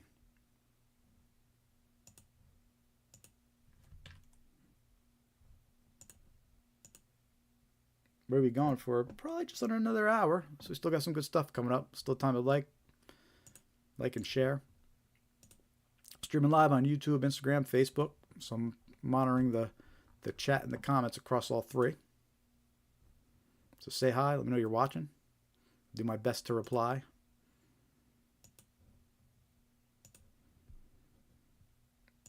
Next scam we're going to talk about. This was an interesting one. It's a fake promotion scam. It's a gift card scam. So it's a fake promotion gift card scam. At least that's what I'm calling it.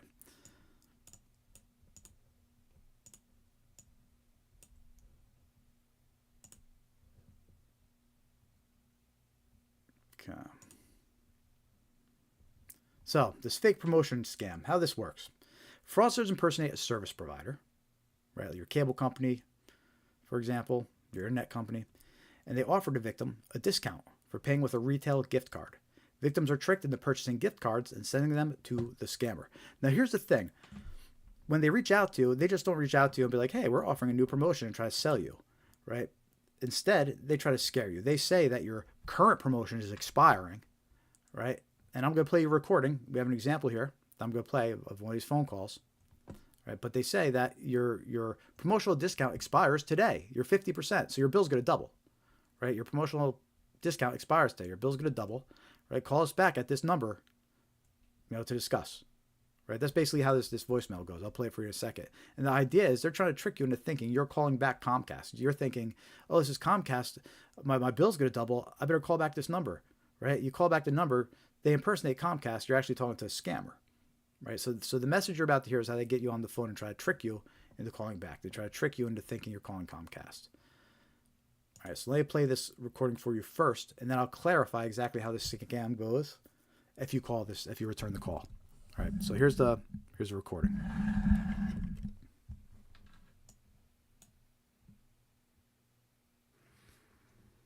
Hello. This voicemail is from Comcast Xfinity. Your current 50% discount on your monthly bill will expire by the end of the day. To maintain your reduced rate, call the number on your caller ID immediately. This is your final reminder to act. Call back now. Thank you. Right, so that's a voicemail that claims to be from Comcast, but it's actually a scam, right? And they said your discount expired, your 50% discount expiring, right? And call back this number, right? It expires today, right? So if you fall for that and you call back the number, here's how the scam works. What they're going to do, and this is how it becomes a gift card scam. What they're going to do is they're going to say, yeah, your promotional discount expires today, your bill's going to double, but we have another promotion going with Target, for example, they'll say, or Apple. They'll say we have another promotion going with someone, right? In this case, I'm going to say Target, the retailer. Okay, they say, we have a promotion going with Target, and if you go and pay with a gift card, if you pay us with a Target gift card, we'll give you the same discount that you have now. You just have to pay with a Target gift card. So if you go to the store, purchase a $500 Target gift card, right? And you go to any local Walgreens, CVS, they all carry these gift cards. Purchase a Target gift card for $500 and pay us with that, and we'll give you the same promotional discount for the year. You're paying for the year, you get the promotional discount. You just got to go pay with the gift card, right? They explain it much, but they sell it much better than I'm explaining it, because that's what they do. These scammers, they do this all day long. So they're very convincing when they tell you this. And you already think that you're actually talking to Comcast because you're already under impression that you called Comcast, right? So it could be a convincing situation, right? And the whole idea is they want to trick you into purchasing a gift card and providing them the gift card. You think you're providing it to Comcast to keep that same promotional price you're paying with that gift card. But you don't realize you're giving it to a scammer. And that's how this scam works. So if you get a phone call like that claims to be from Comcast or any other provider, they could impersonate Verizon, for example. All right, that's how that scam works. Don't trust it. Look, and if you're concerned it's legit, if you're concerned that what they said is true, call Comcast directly. A real Comcast phone number. Don't trust the phone number that was left in the call. Don't trust the phone number you're receiving text messages. And really, that's a rule of thumb when it comes to all these types of communications. You can't trust the phone numbers, right? You have to call back the official phone number, right? So in this case, if you're concerned that this was legit, right? If you're concerned it was really Comcast, instead of calling back the number they say, go call back Comcast directly. Look at your bill and see what the actual number for Comcast is, right? But don't trust these phone numbers that claim to be Comcast calling. And also, look, gift cards, red flag, any mention of gift cards, right? So you call back that number and they go into that whole narrative where it's like, well, if you pay with a gift card, any mention of gift card, red flag, right? Sirens need to be going off in your head. because these scammers, they have all these clever ways that they try to trick you into getting these gift cards. This one offers a free promotion where they say, hey, but you got to pay with a gift card. Other times, they're impersonating a bank or government agency, and they're saying you have to withdraw money and provide us gift cards, right? Other times, they say you've been selected as a secret shopper, and your assignment is to purchase gift cards. They have all these clever ways to get you to purchase gift cards, right? And that's why it needs to be a red flag, a big siren that goes off your head. Any mention of gift cards. All right, so again, you get this phone call claiming to be from your internet provider, your phone provider, cable provider. Don't call back the random number that they leave. If you're concerned it's legit, make sure you call back the official number and only deal with official Comcast support, right? Or your provider. Don't fall for these voicemails claiming your discounts get expired and to call back. And look, we see reports about this one a lot. I actually have a report. I saved 2 reports about this one from the AARP scam tracker this year. Just 2 random reports where they described it good.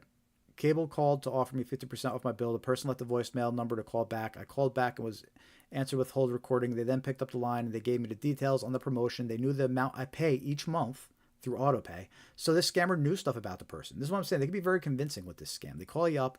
They know things. They know how much you're paying already.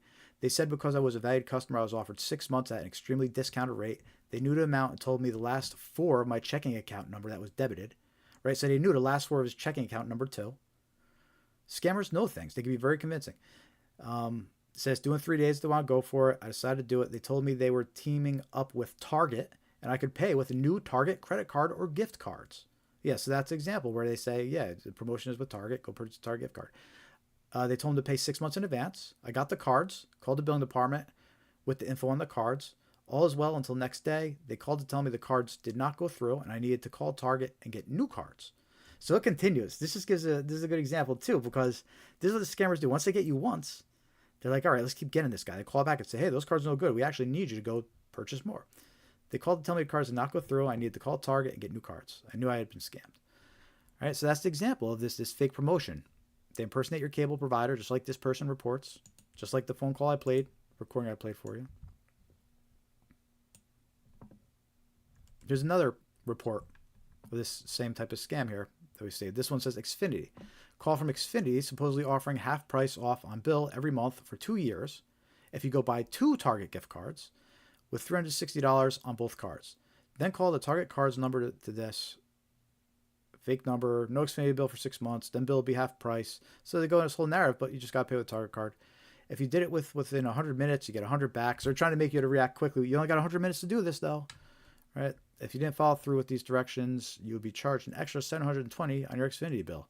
Right? Say they try to make it sound like you get charged a lot. This person says they even threatened to shut off. So you need to watch out for these fake promotional scams that try to trick you into purchasing gift cards and paying with gift cards. That type of scam started popping up more this year.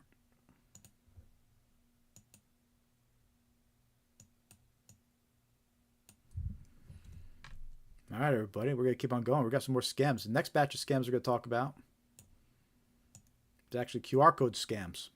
QR codes. You need to watch out for this type of scam. They ever since of COVID, they really kind of became mainstream.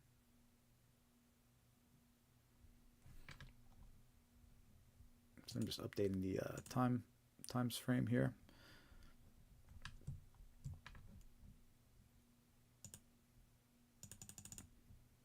Oh, awesome, Dave, with the super chat. Happy holidays, $10. Dave, you the man. Thank you so much. Happy holidays to you.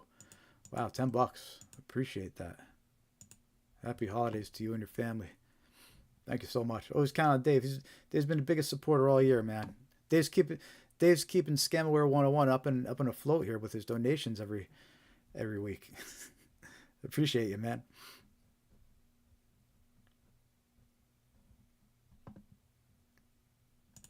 Always appreciate you. And the comments too. I see you commenting and all that.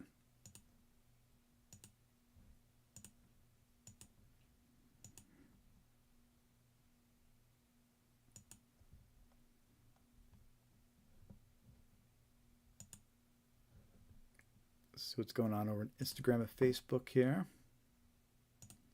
Been a little quiet on Instagram and Facebook, but that's okay.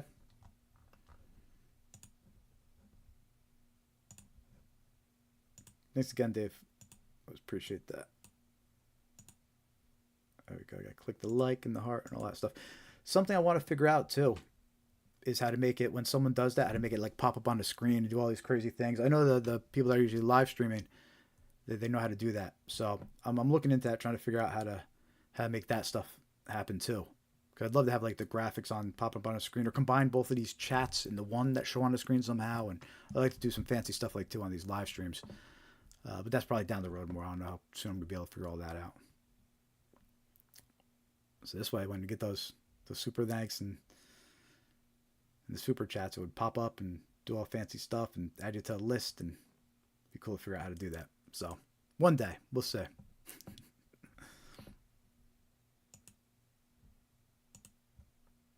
All right, let's go on some more scams here. It says next batch is QR code scams. And these QR code scams, really, we started seeing them pick up a lot after COVID, because COVID came around and suddenly it became mainstream to be hands-free. Like, you couldn't touch the menus. Instead, there was QR codes that you would scan. And these QR codes started becoming more and more common. And really, people that maybe didn't use QR codes at all or really care to use them at all, now suddenly they were forced to learn how to use them. And so there was kind of resurgence now of all these QR code scams, since they've become mainstream and everybody knows how to use them now for the most part, right? So it's important to be aware of these QR codes and how they could be dangerous, because really scanning a QR code is like the same thing as clicking a link, right? You have to be careful. You just don't want to click random links, that anybody sends you, because you don't know where they go or what they could be, right? You don't know if they install malware on your device or they take you to a fake website. And the same thing with QR codes, because QR codes do the same thing. They just take you to a link. So you always want to be careful what QR codes you scan, right? When you want to be careful what ones you scan in public, right? And the ones you are scanning in public, make sure they don't look like they were tampered with. I'm going to show you some examples or some reports of scammers having stickers. They have their stickers with a malicious QR code where if you scan it, it takes you to a fake website. And they take their stickers and they put them on top of the real ones, the real QR codes. And I'll share an example of that one in a minute. But the first example we're going to talk about here of a QR code scam is actually a snail mail scam too.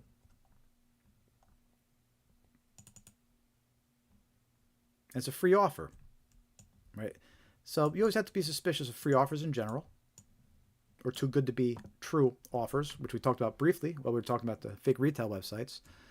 But these free offers, whether it's a snail mail, a traditional postal service letter, or a postcard, a physical postcard like this that arrives in your mailbox, or it could be a pop-up online offering you something free, right? You just have to be suspicious of free offers. But in this example, this is a QR code scam, where you get this postcard in the mail, free wireless Bluetooth earbuds. An example of scammers using a trending popular item, the wireless Bluetooth earbuds, right? You get this postcard, free wireless earbuds. Just scan this QR code, right? You need to be suspicious. Like, it doesn't tell you where the QR code goes either, which is reason to be suspicious. And for example, on my screen, I have the slide on the live stream, right? That goes off on the live stream, changing over here. And one of the slides is a donate slide that you can see sliding, on the live stream panels that I have up there. And on the donate one, it has a QR code, right? But the thing is, you don't have to scan the QR code. I have the URL listed right above the QR code, the website it goes to, right? So you go to scamware101.com/donate, right? You go directly there. You don't have to scan the QR code. And I make that very clear. I have that address listed right above the QR code when it goes across my screen, right? Whereas in this case, in this example, you don't know where this QR code goes. You have no idea. They don't even give you the choice to skip the QR code and just go to the website directly, right? So you have to be suspicious of that. All right, if you're going to scan a QR code, right, if it has a website, just type in the website, go to it directly. You don't even have to trust the QR code. So the safest QR code is one you don't have to scan. That's just a good rule of thumb. If you know where the website is or what the app is, just open the app directly, go to the website directly. Don't even use the QR code if it could be avoided. And just like in this example, you want to be suspicious because it's a free offer and it's got a QR code and came from nowhere, right? So if you have to scan a QR code, right, because sometimes you're in a situation where you have to, right, at least preview where it goes to. A lot of times when you scan it, it'll pop up and say where it's going to. Give a good look at the website address. Make sure it looks like it's the legit address it's supposed to go to. No misspellings, no words, letters reversed, right? No .co instead of .com, for example. Make sure that it looks legit. If you have to scan, at least try to preview and make sure it looks legit where it's going. And then, of course, if you do scan and it takes you somewhere, make sure it looks like it took you to the legit place, right? Try to confirm the legit place it was supposed to take you. Just be suspicious of QR codes. We know that there's a resurgence, and it's extremely easy for scammers now to target you with flyers in public and stickers that take it to fake websites and free offer postcards, right? And it's not just physical scams. We've seen emails and text messages that have QR codes attached to those. They tell you to use those. They're all over the place. So be suspicious of QR codes. That's the first example of QR code is this postcard. I have two more I want to share with you, though. They're actually more common and probably more likely to run into.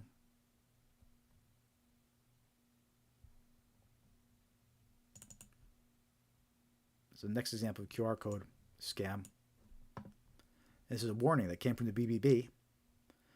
Double check that QR code before you pay for parking. Right, this is an example of the scammers. They were taking malicious QR code stickers, and then on parking meters, they're slapping them onto the parking meters. So you park your car, you scan the QR code, you think you're paying parking on this fake website. You're actually giving a scammer your billing and payment details instead, right? And then that insult to injury, you go do your thing, you come back, and you got a ticket on your car, or it's towed because you didn't actually pay for parking, right? So that's probably worse than actually getting scammed in the first place. But at the end of the day, moral of the story is, make sure if you're paying for parking, just open the app directly if you already know what it is. All right, or make sure that the QR code you're about to scan hasn't been tampered with. Right, because we're not making this stuff up. We're not saying this is theoretical. These are warnings of it actually happening. All right, QR codes are everywhere. Signs, ads, menus, and even scams. BBB Scam Tracker has reports about a scam that involves fraudulent QR codes at parking lots. And the FTC has reported on this type of QR fraud as well. This time, scammers use them to steal parking fees and collect credit card information. It's a flip side of this parking ticket scam, which we're going to talk about the parking ticket scam in a second. Learn how the scam works to avoid falling victim. Yeah, don't trust QR codes that you see on parking meters if you can avoid it. That's how you avoid the scam. Be alert, be aware, be suspicious, right? Now you know. Maybe it would have never crossed your mind that someone would actually do that. But now, because you've attended this live stream, we mentioned it just briefly, now you know. Now you're like, wait a minute, I know to watch out for those QR codes, right? That's the whole point, spreading awareness. And we have another example of these QR code scams related to parking as well.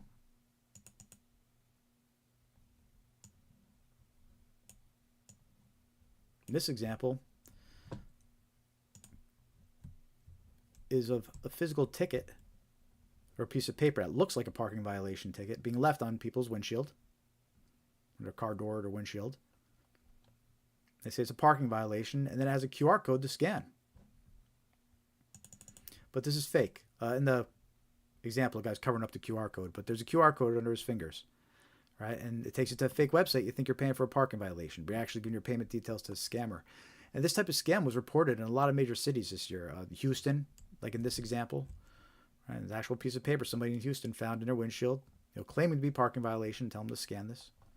But also Denver. Off the top of my head, I know Denver was another one this scam was being reported in. So Miami and really any major city this type of scam could pop up in. So be suspicious, be alert. You have something like this in your windshield. Confirm. Go to the city's official website and check that way, but don't trust this. It's a common scam now. So those are some QR code scams to watch out for. All active, all circulating. Important to know about.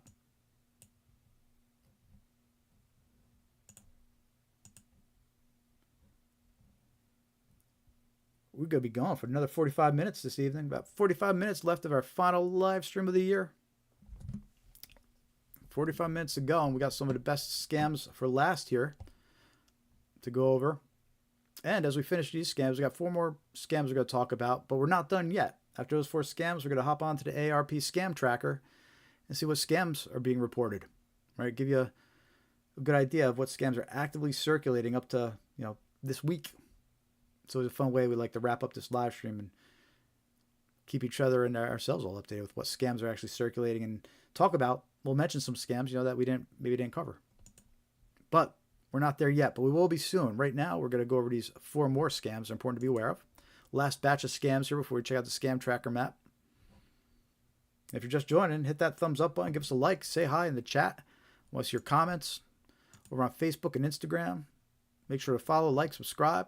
We'll keep you updated and let you know we're going to be back January 8th for our next live stream. But until then, definitely join our mailing list on Scamware 101. Follow us on all your favorite social media platforms. And keep yourself updated so you can protect yourself, protect your family. And this next scam we're going to talk about here is grandparent scams. This is a type of scam that should kind of anger everybody.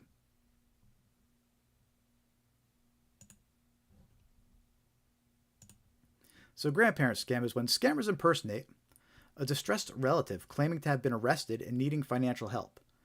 Victims, usually seniors, act quickly to assist their loved ones. The scammers will often impersonate law enforcement, court personnel, and lawyers to extract even more money from the victim. Right? So the reason this is called a grandparent scam is because it specifically targets your grandparents, your parents. It targets the older folks out there that have kids and grandkids. Right? And the scammer calls them, and they'll actually impersonate the grandkid, the grandchild. Right? They'll actually impersonate them for 20 seconds. And it'll be believable. You might be thinking to yourself, I would know if it was actually my grandkid or my child. No, you wouldn't. You might not. I'm going to prove it to you. I have a video I'm going to share with you and that we're going to play of a scammer actually doing this scam. And maybe you'll get a clear understanding why so many people fall for this, and they think it's actually a loved one, right? But anyway, so victims get a call, from a loved one, grandchild, child, and they think they need assistance, right? And they act quickly to assist their loved ones. And they think they're dealing with law enforcement, court personnel, lawyers, right? So this scam, what we're going to share with you is a video of one of these grandparent scammers performing a grandparent scam. This is a recording of a scammer from the Dominican Republic. And what he is, I'm going to break this video down for you before we play it here. So what we're about to watch is, this is a scammer from the Dominican Republic, and he's known as an opener, meaning he opens the scams. He's the one that makes the initial phone call and starts the whole scam narrative. He hooks the victim and convinces them what's going on and what's happening, right? When he's done doing his thing, there's closers, right? And he'll hand off the call to closers who then reach out to the victim and start requesting money, and that's what they do. They're good at extracting money from the victims, right?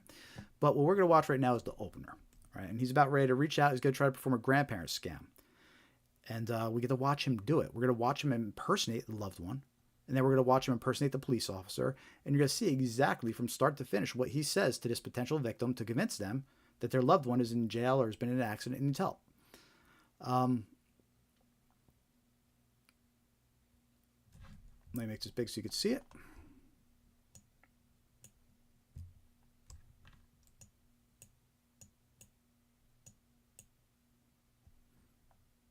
Okay, so this is a scammer, again, from the Dominican Republic. Oh, and how we got this footage, by the way. So this is just a small clip from a video of there's a YouTuber, right? And he always messes with these scammers.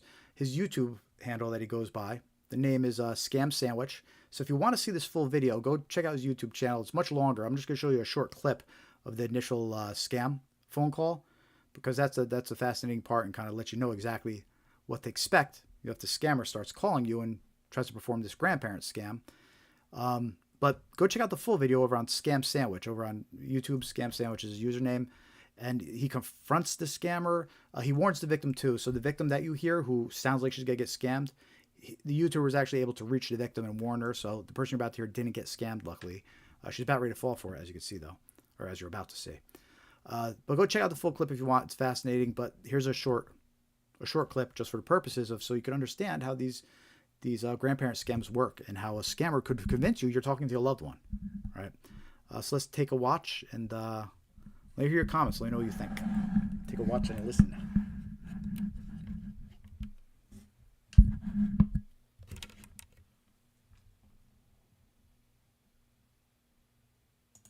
Oh, Mom, I had a car accident.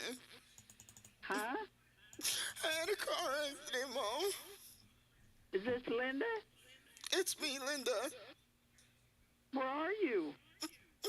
I got a car accident. What happened?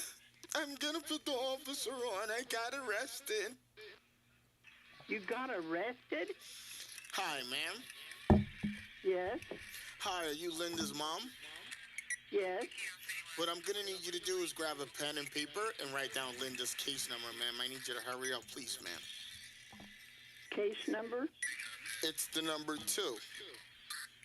2? The letter B as in boy.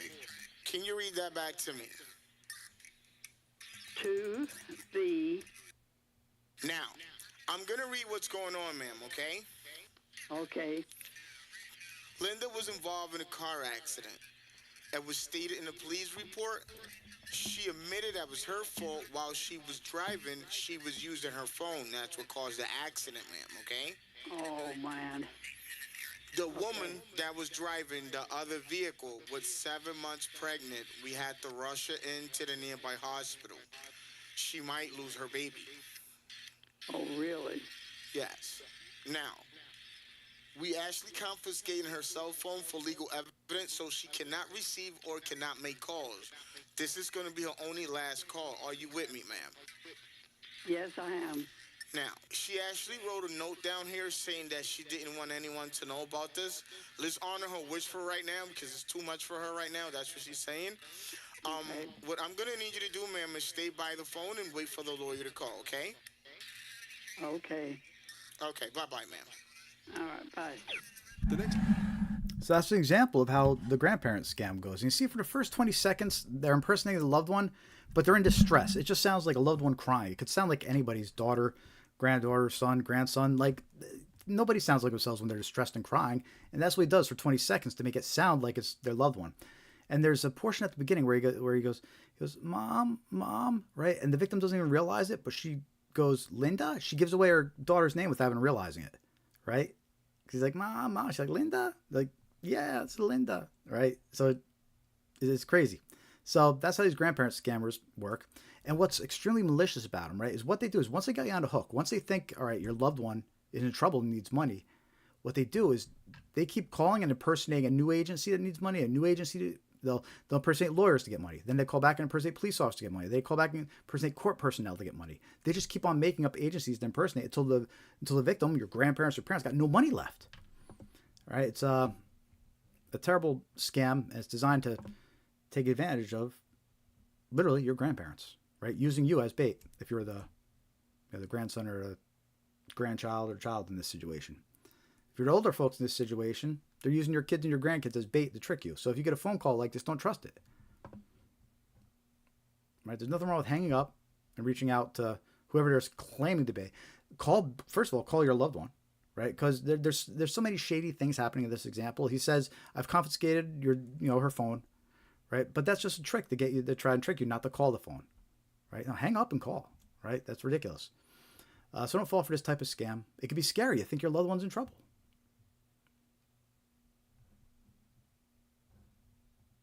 It says a grandparent scam. Watch out for it.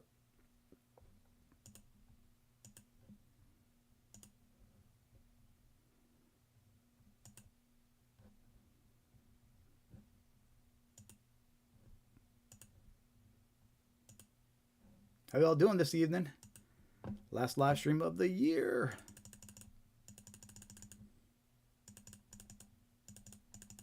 We'll be back January 8th. If you're here for the first time, make sure to join our free mailing list, scamaware101.com. Hit join mailing list. We'll keep you posted. Make sure to send you a reminder when we're going live again next year. Don't want to forget, so join that mailing list.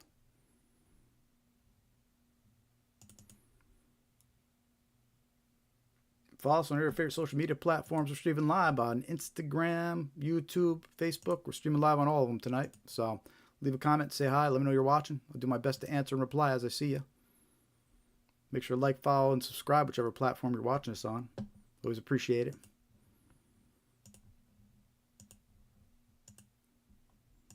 All right, this next scam we're going to talk about. Fake order scams. We got a few examples of this one we got to share with you because this one's important to be aware of. This is one of those scams that we're being targeted from all directions. We're being targeted with phone calls, text messages, emails. And the idea of these fake order scams is to trick you into thinking an order was placed under your account. Right? And they trick you into calling a customer support number to dispute the fake order. But you don't realize that you're actually talking to a scammer. Or you think you're calling up customer support because you got this strange notification about a purchase. But you're actually calling a scam call center that's going to impersonate customer support. Right? It's important not to fall for this. I'm going to show you a few examples of these fake order scams because they could impersonate anybody. They could claim anything was ordered. They could claim it was from any vendor. Right? It doesn't matter. The whole idea is they wanted to trick you into thinking, oh, I better call back to dispute this, or I better press 1 to dispute this. But you're actually getting connected to a scammer. It's not real. So let's take a look at an example of this. Here's the text message version of this scam. This one impersonates Apple. Apple approval notice. We have noticed that your Apple iCloud ID was recently used at Apple Store for $143 by Apple Prepay authorization. And then it goes on to say, if this wasn't you, call this number immediately to cancel the charge. And you get this text message randomly. Right? So you're thinking, okay, somebody used my Apple Pay. I better call this number. But it's a trick. You're actually going to call a scam call center. Right, so you get a text message claimed to be from Apple. If you're concerned it's real, instead, log into your Apple account, check it directly. But don't trust links. Don't call phone numbers they receive in text messages. We see this one a lot. They like to impersonate Apple a lot and claim your Apple Pay was used. So don't fall for that text message version of a fake order scam. But we're also going to share some examples of 2 phone calls on a fake order scam.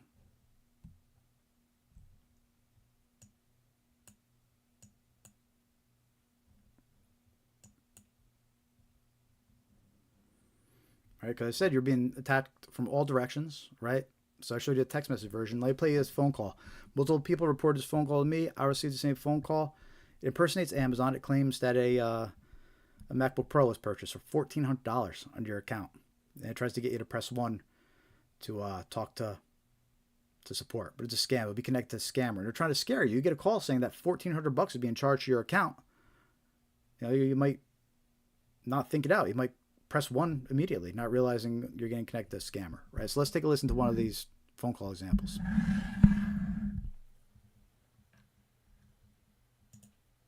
This call is to authorize the payment of $1,499 for the recent order of Apple MacBook Pro on your Amazon account. If you do not authorize this payment, please press 1 to speak to our customer support representative. And we did a video about these fake order scams, and we included that example. And there's quite a few comments and a lot of recent comments of people still reporting this exact phone call. They're receiving it and still getting it. So the idea is, they make you think that a purchase was placed on your account, and they tell you to press 1, but you get connected to this scammer. All right, so don't fall for that. Let's listen to a second example of a phone call. And again, this is why these fake order scams, they can claim to be anybody. They can claim anything was purchased. That's why it's important to recognize the patterns of this type of scam. So here's another phone call. This one impersonates Walmart, and it claims a PlayStation was purchased for, I think it says $800. All right, and that tells you a callback number shown, which is, by the way, that's always a red flag. If they don't leave a real number, they just say callback number shown, meaning caller ID. That's a red flag. It's a scam. But again, this is an example of a fake order scam phone call that you're going to hear. It claims you purchased a PlayStation and tries to trick you into calling back a scam phone number. Let's take a listen.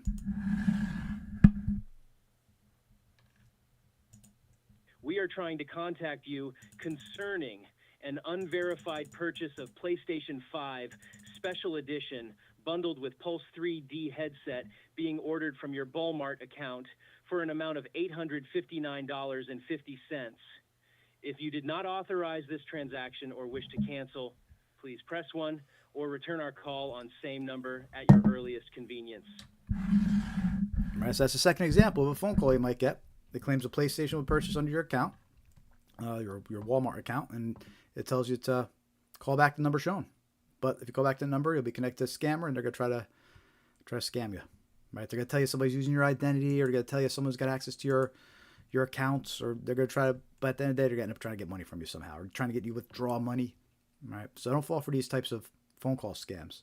If you're concerned that they're real, go check your account directly. Reach out to customer support directly. Don't trust what the messages say about who to call back. Don't trust.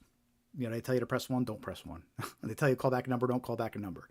If they're claiming to be, Amazon, then go check your Amazon account directly. Right? They're claiming to be Apple. Check your Apple account directly. But don't fall for these types of phone calls that try to trick you into calling back a scammer. All right. Now, I mentioned this type of fake order scams are being targeted, phone calls, text messages. All right. What about emails? Well, we have a victim's report to share regarding an email version of these fake order scams. All right. So last year, a 23 years old, a Lincoln woman reported losing $4,100 after falling victim to an identity fraud scam. The scam began on July 17th with an email claiming she had purchased an iPhone. The woman called the number provided in the email to dispute the purchase and was told she had multiple accounts open across various states. Right, so I'm going to pause right there. So this is the example of the fake order scam, right? She gets an email that says, you purchased an iPhone. Wasn't you? Call this number, right? That's how the fake order scam works. That's how you get her on the hook. She called back the number. She thinks she's calling Apple, right, to dispute an order, right? So she gets on the phone. She thinks she's talking to Apple. She's talking to a scammer. So then the scammer is going through her whole narrative. Oh, somebody's using your identity. They ordered this phone under your name. That's why you got the notification, right? Once they got her on the phone, then they go into their whole narrative about your money's not safe and this and that. But the important part to recognize is the fake order portion, because you want to avoid even getting on the phone. We want you to be able to recognize these scams before you ever even engage or talk to a scammer, right? So you get an email claiming a purchase was made, be suspicious, if it has a number to call back. A lot of times we see a lot of fake PayPal emails that say, you made a payment with PayPal, right? But it's a trick, and that says call back this number, but it's not really PayPal's number. So let me tell you what happens after she falls for this, right? So she calls up. She's talking to scammers. She doesn't realize it. The scammers tell her identity is being used, various states. They connect her to another scammer posing as a CIA agent, and they instructed her to withdraw $3,600 from her bank account. The next day, she was directed to use the money to purchase Walmart gift cards and send photos and receipts, right? So there's that red flag, gift cards. They always have creative ways to try to get you to purchase gift cards, all right? And being able to recognize that you're being scammed, that gift card, being able to recognize those red flags, that might be the last chance you have, right? Because the next step is they hand them over to info of the gift cards, right? So that might be your last chance to recognize these scams. So that's why it's so important when you hear gift cards being mentioned, you have to have the red flags go off in your head, right? So at the end of the day, she ended up sending him $4,100 worth of gift cards. And it all got started from the fake order notification, right? She thought somebody ordered an iPhone under her account. She called up to dispute it. And it ends up turning into a whole big thing about your identity's been stolen and you need to withdraw your money. And her bank account got cleared out, $4,100, right? So watch out for that type of scam, fake order scams. Important to be aware of. Got 2 more scams to talk about. Then we're going to check out the ARP scam tracker map. Last live stream of 2025, people. Let me hear you. Let me know you're watching. Say something in the comments, in the chat. Streaming live on Facebook, Instagram, and YouTube. I'm checking back and forth between the various chats and comments, trying to reply. It may take me a minute, but bear with me. In the meantime, keep talking and say hi and let me know you're watching. We do this live stream every week, spread awareness, but we won't be back until January 8th. So make sure to like, follow, subscribe, and join our free mailing list. We'll keep you posted. Next scam example we're going to go over. Inheritance scams. This is a snail mail version. This is a letter. Because scammers still use letters. How these inheritance scams work. Victims are contacted with claims of a large inheritance from an unknown relative. Actually, hold on one sec. Let me get this. Good. Sorry about this. I just had to show something. Let me start from the top. So the next scam we're going to talk about here is inheritance scams. That's when victims are contacted with claims of a large inheritance from an unknown relative, but to claim it, they must pay fees or provide personal details.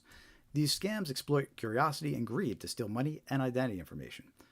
Right? So these inheritance scams, and the example I'm going to share with you is actually a letter, right? A snail mail, postal service letter that's actively circulating. And you'll see that the letter is dated last year, November 29th, so it's almost about a year, just a little over a year old. But we still see reports of this exact letter on the scam tracker map and on a BBB tracker. People are still reporting this actual letter going around. So it's important to be aware, and it's a good example of an inheritance scam. And it shows you how they try to trick you, right? You get this letter, and it looks pretty convincing. It's got letterhead, a logo, office, address, right? I blurred out who it was, the name of who it was addressed to. But the letter goes on to say that their client passed away due to COVID about 4 years ago. They had an insurance policy of $10.8 million. They've been unable to locate anybody with the same last name or relative to claim it. And since you share the same last name, you're entitled to that inheritance. And they're going to handle it all for you. They have all the documentation ready to expedite the process. And they tell you that they'll handle it in a professional and confidential manner. And then they close out the letter by saying this claim requires a high level of confidentiality, right? So there's that red flag we talked about earlier. They request for secrecy. They request you to keep something confidential. And in this example of an inheritance scam in the letter, one of the last things they say is this claim requires a high level of confidentiality, right? They don't want you to talk to people because they know if you talk to someone, you're likely to be told it's a scam. But again, this was an actual letter that someone received. You know, it's less than a year old. We still see reports of people receiving the identical inheritance scam letter. And what's interesting about this letter is the person it was addressed to, it said dear and then the person's name. The scammer did take the time to make sure that the name that it was addressed to here, it matched the name they listed in the letter. So they made sure that they say their deceased client, the late Dr. Maria, and their last name, they made sure that last name matches the last name of whoever the letter is addressed to. So it's that little attention to detail also that makes people think, wait, maybe this is real, right? But, you know, we did a Google search. Tons of other people reported receiving the exact identical same letter. The only thing swapped out is the name, right? So you get a letter like this is a scam, right? $10.8 million. They're going to try to get you to set up a bank account. They're going to try to get you to pay fees. They're going to try to get you to pay taxes, and they're going to disappear with not giving any inheritance. Or they're going to try to get you to provide personal information, and they're going to steal your identity and use it for other fraud. So be aware of this type of inheritance scam. You know, just because you receive a letter that arrives in your mailbox at your home address, that doesn't mean you can really trust it. You still have to be suspicious and be aware of this type of scam. Right, and that's an inheritance scam, a classic example of one. And just because we showed you an example of a letter, an actual physical letter, it's still important to be aware of. There's plenty of email versions of this scam where you get an email saying you're entitled to an inheritance. Right? I'm sure there's text message versions too out there. You know, once you see it on one platform, whether it's a letter or email, it's usually a different version, you know, on other platforms, text messages and phone calls. So be aware of these inheritance scams, even if it comes in a snail mail letter like this one that we just showed you. Don't fall for it. Don't lose your money to a scammer claiming, claiming you're entitled to a whole bunch of money. That's an inheritance scam. Watch out for it. And then the last scam we're going to talk about before we jump into the scam tracker map, as we start getting close to the end of this evening's final live stream of 2025. This last scam we're going to talk about, and we have a video about this one too. You can check it out later for more details about it. So the technical name is, this is a secret survey check scam. Right? This is another example of a snail mail scam, an actual physical letter that you might receive in the mail. And you can see on my screen an example of that letter. Right? It impersonates Walgreens and CVS. Customer service evaluation assignment. Congratulations on your accomplishment.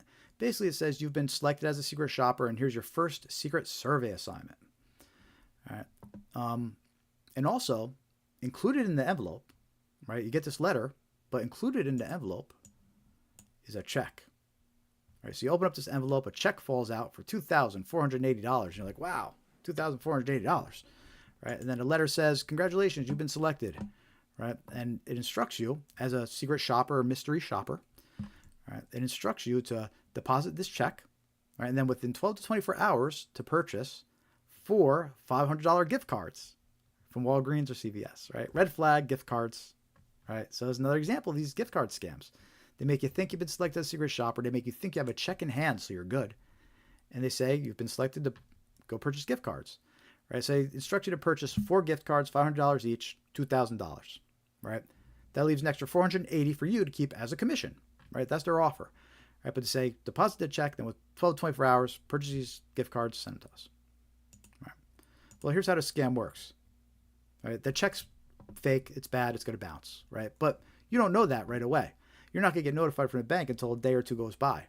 That's why this letter instructs you deposit the check, right? And usually the funds are going to appear in your account because the bank trusts you, right? And then that's why it instructs you within 12 to 24 hours, purchase these gift cards. Because they know the clock's ticking at that point. The scammer knows that it's only a matter of time now that the bank's going to notify you this check's bad. But usually you got 24, 48 hours, right? So you go to the store, you buy $2,000 worth of these gift cards as instructed. You send them over to the scammer. You check your bank. You think you're sitting pretty with an extra $480 in your bank account now. All is right with the world. And then 24 hours later, 48 hours later, the bank notifies you that the check was bad, it bounced, that the $2,400 is gone from your account now, right? And that $2,000 worth of gift cards you sent to the scammer, is gone from your account. Now you're in the negative now, right? So you just got scammed out of $2,000 because you deposited a fake check that bounced. And that's how the scam works. By the time the bank notifies you it was a bad check, the scammer's already got that $2,000 worth of gift cards, and you're not going to be able to get those back. And this all starts with a letter that comes in the mail with a check. So that's a big red flag, and you got to be suspicious. Some letter comes in the mail with a check they weren't expecting for a job that you didn't even apply for. It's suspicious, right? And just to give you an idea, this letter instructs you to go to Walgreens or CVS, and it says to purchase your choice of Apple gift cards, Razer Gold gift cards, Nike gift cards, or Steam Wallet gift cards, right? So this scammer doesn't really care what gift cards you get. It tells you to go over to Walgreens and CVS to get them. But don't fall for it. It's a scam. That check's going to bounce. And to add insult to injury, the bank's going to hit you with a fee for depositing a bad check, right? And if you overdraft your account, because that's $2,000, that's poof, gone, right? If you overdraft your account, they're going to hit you with another fee. Just add insult to injury. So not only are you getting scammed by the scammer, the bank's scamming you too. So don't fall for this type of scam because you'll get it from both ends, or both sides, shall we say. And look, this is a pretty common scam. You might be thinking, that's crazy. A letter goes out. We did a video about this scam. Lots of people left comments, reported it, and we even got a second example of one of these letters. Here's a second example. Impersonates Walgreens, CVS. Same scam, right? It says you've been selected as a secret shop or secret survey assignment. Congratulations. There's a check included. The check amount is different. The check is $1,900, and it says to purchase 3 gift cards instead of 4. But it's the same idea, right? And this one instructs the victim, not just CVS or Walgreens. They could go to Best Buy, Target, Rite Aid, Family Dollar, Meijer, Kroger. The list goes on. There's a whole bunch of places. They don't care where you get the gift cards from. Just get them. But this scammer only wants Apple gift cards. So where the other version of this scam right here, the other example, he took a whole bunch of Apple, Razer, Nike, Steam, all these different gift cards. This one just wants Apple. But it's the same scam. You get the letter in the mail. It comes with a check included. The idea is that you deposit it and fall for this before realizing it's bad. And then by the time the bank notifies you a day or two later, it's already too late. You sent the gift cards to the scammer. The money's gone from your account. There's nothing you can do. So don't fall for this scam. Just because it arrives in your mailbox doesn't mean you could trust it. And definitely don't trust it just because it has a check.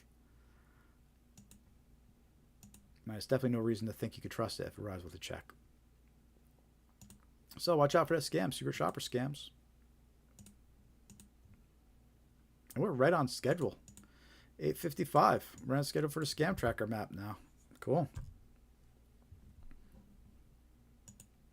All right, everybody. We're getting there. We're getting towards the end of the live stream here. We just got one more segment of the live stream we're going to do. Maybe for like next 20 minutes or so, we're going to check out some scam reports on the AARP scam tracker map. See what reports are coming in. The most recent reports. See if they match the scams we went over. If there's some scams worth talking about that we missed. There's always more scams out there. Look, like I said, I jammed like 20 different types of scams into this one live stream. It takes hours to go over all these different scams.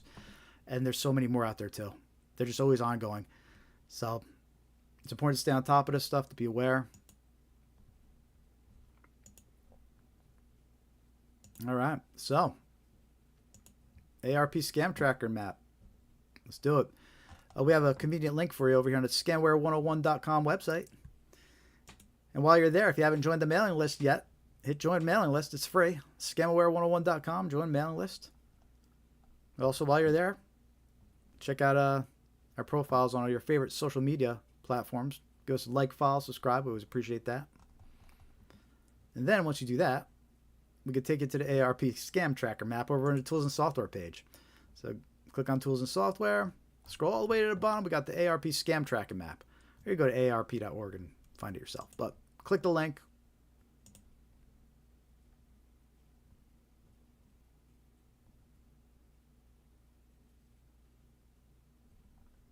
Take a minute to load.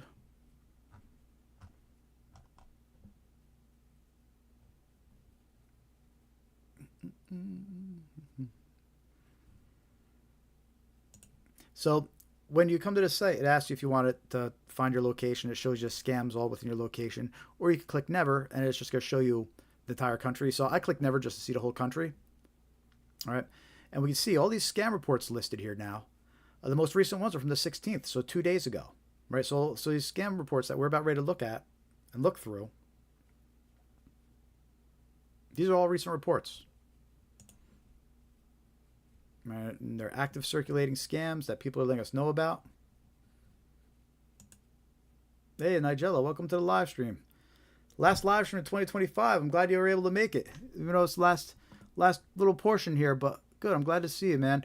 We're gonna be gone until January 8th, but I'm glad to see you. Thanks for all the support this year on stopping by the live streams, and I always appreciate the support. And so I was glad you were able to stop in, even though it's just the last 20 minutes or so of the live stream here. It's the last one until last one of the year, but we're gonna be back January 1st. So cool.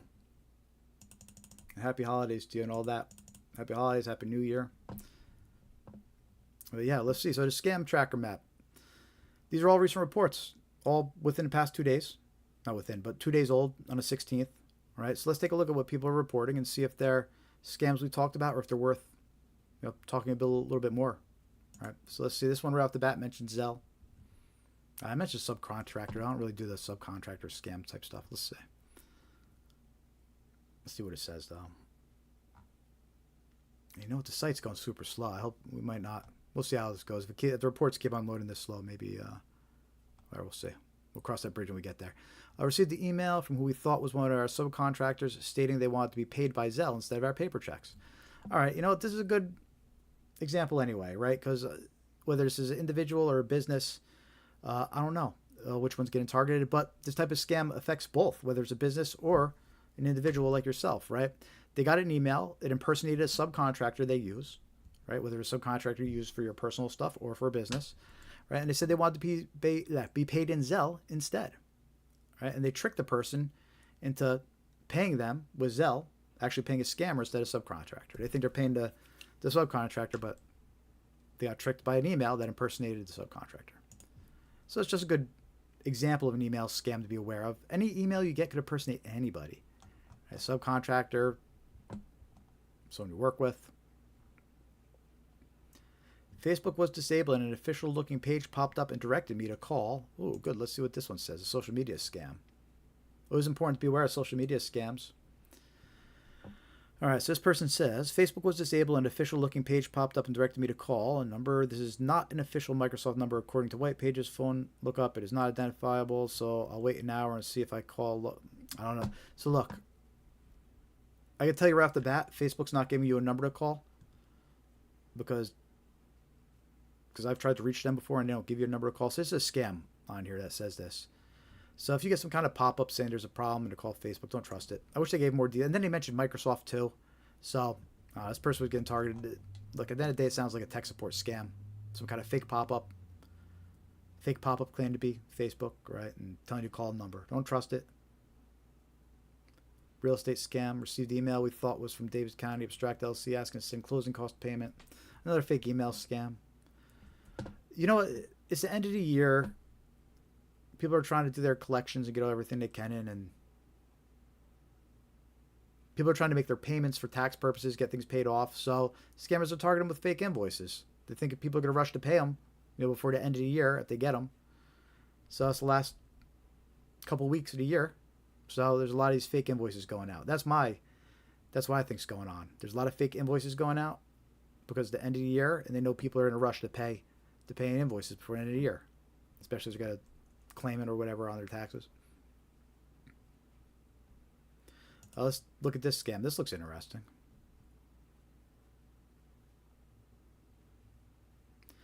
I wish they'd give more details. They pretended to be a person I knew from work and to meet at their hotel, and then when asked if they could send a picture or location, they threatened with blackmail. All right, I don't know the details of it, but it gives you the lengths of what a scammer will go.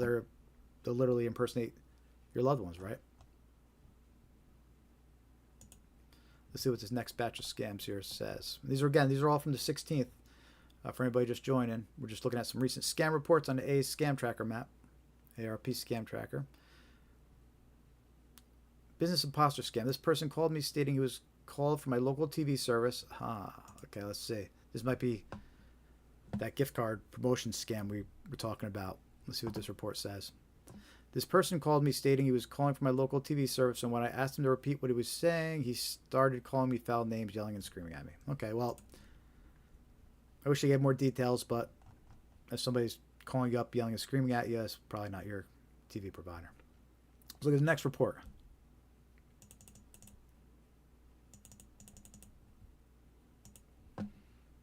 As much as the people at your TV provider might want to scream at you, I don't think they will. It's not normal for them to. Be suspicious if anybody starts screaming at you pretending to be from service you use. And map's loading slow.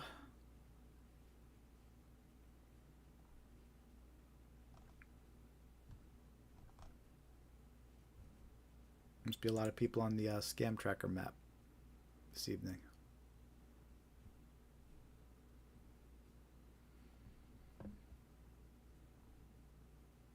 All right, cool. Let's see this next one. Lottery-related scam. Okay, lottery scams. We need to watch out for that. Caller saying I had won 20 million Publishers Clearinghouse. Okay, this is worth talking about for a minute. Yeah, Publisher Clearinghouse, fake prize scams, lottery scams.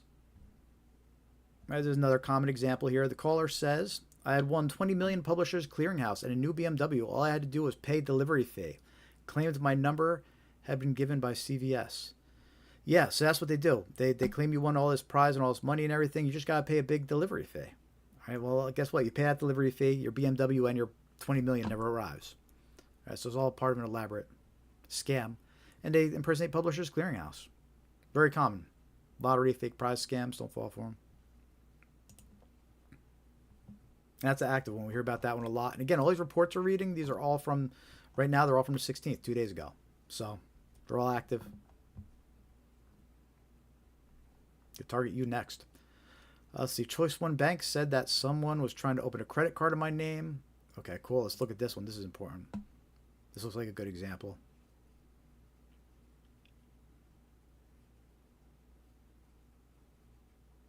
Ooh, and they got an elder scam and romance scam after that one.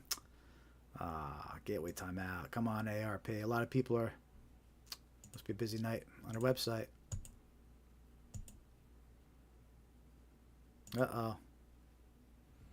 You can do it, ARP. I got faith. You have money for servers.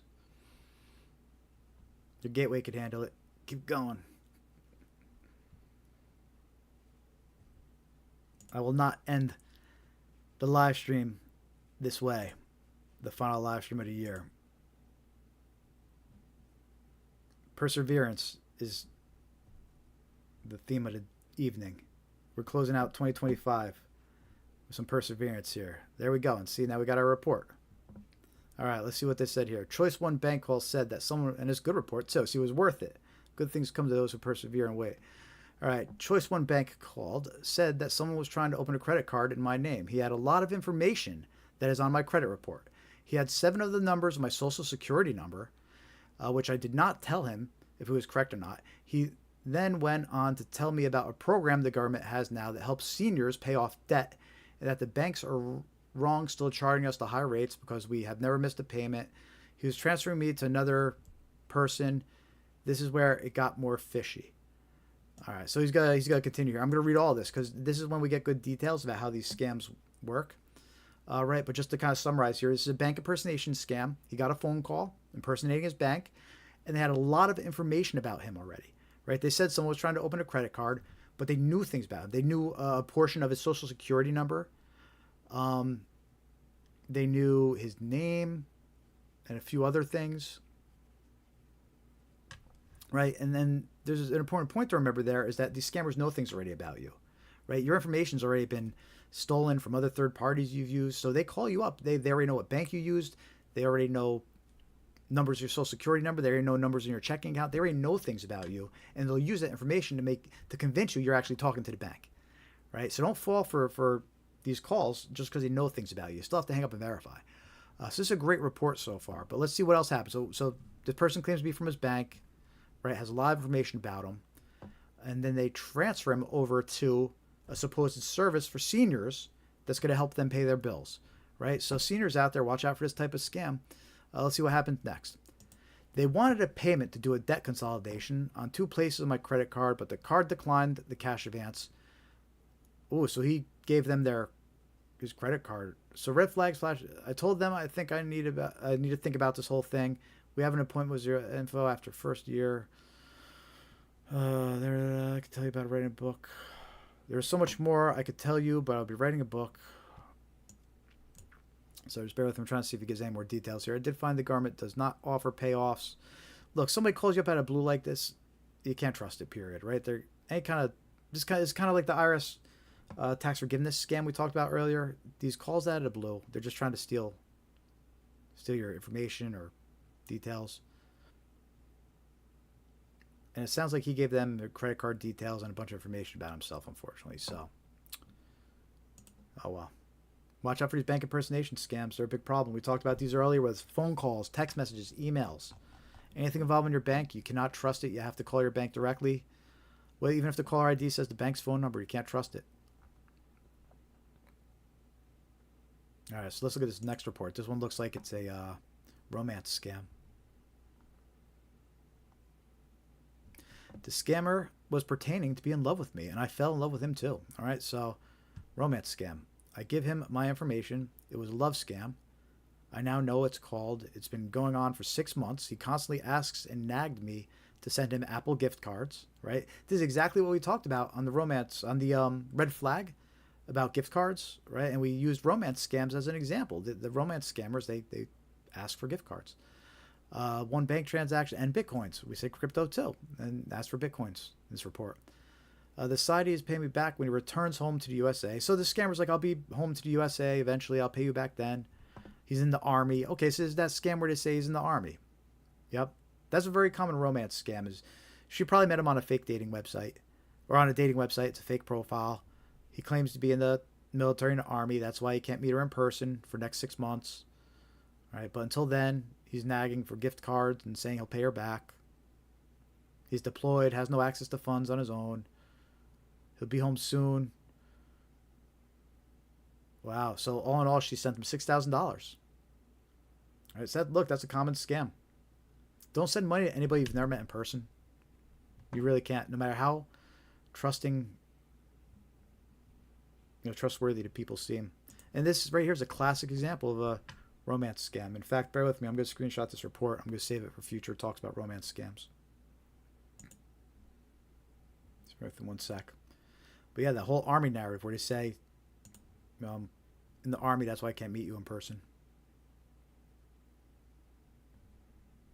It's a red flag.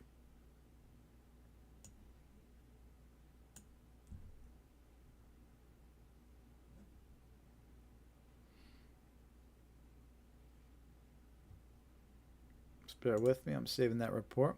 And we're going to probably wrap up in about 10 minutes or so, folks. So we've got like 10 more minutes left. And we're calling it. And we're calling it on 2025.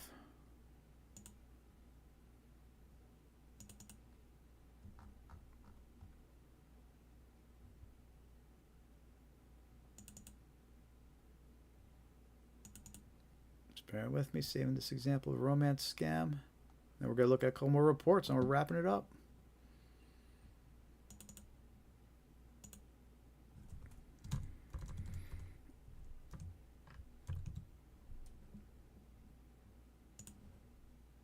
All right, let's check out a couple more scams. And we're going to wrap up at 9:20. So last chance to hit that like button. Even though you got here last 10 minutes, say hi. Let me know you're here and watching. Hit that like button. Like, follow, subscribe. Lots of good stuff coming up next year, 2026. So follow, like, subscribe. Join the free mailing list, scamaware101.com. Free to join. We'll send you reminders, let you know we're going live, what's coming up. So join the free mailing list on scamaware101.com and hit join mailing list. Right here, scamaware101.com, join mailing list. Let's take a look at a couple more scams here. Look at one more page, and we'll wrap this up. Hopefully wrap up with a good one here. I received a suspicious email stating that my renewal was due today. If this account existed in the past, it should be deleted. Let's see what this says. To get some more details.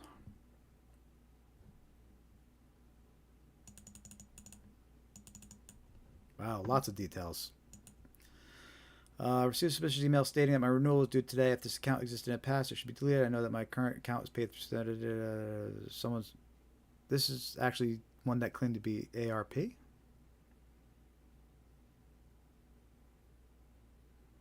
Yeah, this is a ARP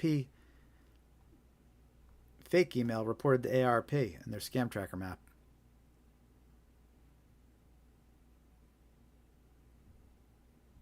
It's hard to follow though, but interesting. But be suspicious. Just goes back to what we've been saying. Let's see the next few reports here.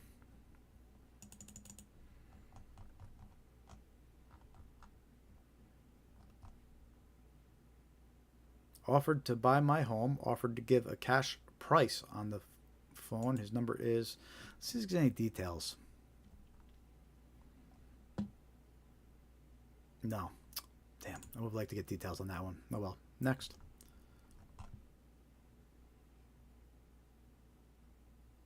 Debt-related scam. Received letter claiming that I owed Capital One money. What? All right, let's see if it gives any more details. But, you know, you get a letter. No more details. But, hey, you get a letter. These scammers, they're impersonating the bank saying you owe them money. So, just because it's a letter that arrives to your mailbox doesn't mean you can trust it. And that's why we try to share some snail mail scams with you. Health-related scam. No more details. Said my primary care doctor had got me approved for genomic testing.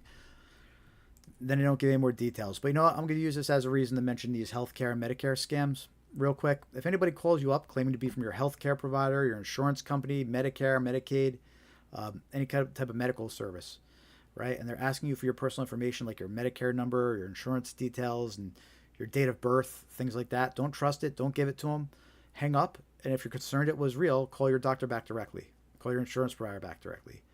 Call Medicare back directly. But don't trust these phone calls that come in because these scammers, that's what they're doing now. They're impersonating Medicare and trying to get your Medicare information. And then they use it to file false claims. They file false claims as you for services and for equipment. And as you know, they use your information. Sometimes they'll tell you that they're going to provide you a new card, right? But they need to confirm your current phone number or your current Medicare number to send you your new card, right? It's all part of the scam, right? They're trying to trick you into giving them your Medicare number. So any kind of medical service that just calls you out of blue, insurance company, medical service, anything, you have to hang up and call back through official channels directly, right? Call your healthcare provider directly. You can't trust it. A lot of healthcare fraud out there, and they're going to know things about you. The scammers are going to know things about you. There's been a lot of healthcare breaches in the past year. It's almost disgusting how many healthcare breaches there have been and the information about us that is out there now. These scammers, they know what medications you take. They know your diagnoses. They know everything about your healthcare now. It's crazy because some of the biggest healthcare providers in the country were breached last year, including Change Healthcare, which was a subsidiary of United Healthcare, right? Look, it's bad. And so you get these calls from these scammers impersonating Medicare, healthcare providers. They know these things about you. Don't be convinced because they know things about you, right? Don't if the caller ID even shows your doctor's number, right? You can't trust it. You have to hang up and call back and verify, right? They shouldn't be calling you asking you personal information like that. And if it really is your doctor or healthcare provider calling you, if you tell them that you're going to hang up and you call them back directly, they'll be impressed because you did the right thing. right? So don't hesitate. If somebody's calling you up, asking you for personal information, claiming to have anything to do with your health, Medicare, health insurance, your doctor, hang up and call back directly. Be suspicious. And you know what? I think that's a great report to wrap this up on. A great scam to wrap this up on. Because at the end of the day, we want everybody to have a healthy and happy 2026. And not fall for healthcare frauds too at the same time. And that's it, folks. We're going to get this wrapped up. Close out 2025. Appreciate you all for attending the live stream. If you just joined us at the last minute, I'm Jared with Scamware 101. Every week we do this live stream, spread awareness. We've been doing it for a year, trying to put something good out there. So give us a like, give us a follow, give us a subscribe. Join our free mailing list, scamware101.com. Hit join mailing list. Lots of good stuff coming out in 2026. So you don't want to miss it. We'll be back January 8th on our live stream again. Until then, we'll be posting updates on social media and sending out some email updates too. So make sure to follow us on your favorite social media platforms. YouTube, Blue Sky X, Facebook, Threads, Instagram. All right, find us on there. We have links right here on our website, scamware101.com. We have links to all our pages right here. Again, make sure to join the free mailing list on our website. And look, 2026, we all got to work together to spread awareness about these scams, right? These scammers, they're winning. They're winning, unfortunately. And a lot of people are losing money. So we got to do better, folks. As a community, 2026, let's keep each other informed, keep our neighbors informed, spread awareness about these scams, right? Spread awareness and help stop these scammers, right? It takes a village. It is one of those situations where it really does take a village. And look, it can't hurt to do something good out there, right? And try to help one another. It's free to spread information, So on that note, thanks again to everybody. Any new faces that were here, I appreciate you. And any other returning faces, Nigella, Dave, John, Katie, who's not here, Little Meg, rapper Little Meg 3. I appreciate you all. Really. Your likes, your follows, your subscribes, just your watch time. I appreciate it all. It really keeps us afloat over here. So thanks again. I look forward to 2026. Wishing you all a happy, healthy new year. Happy holidays. Watch out for those holiday scams. And until next time, stay safe. I'm Jared with Scamware 101. I'm going to play you out with our theme song here. Have a good one.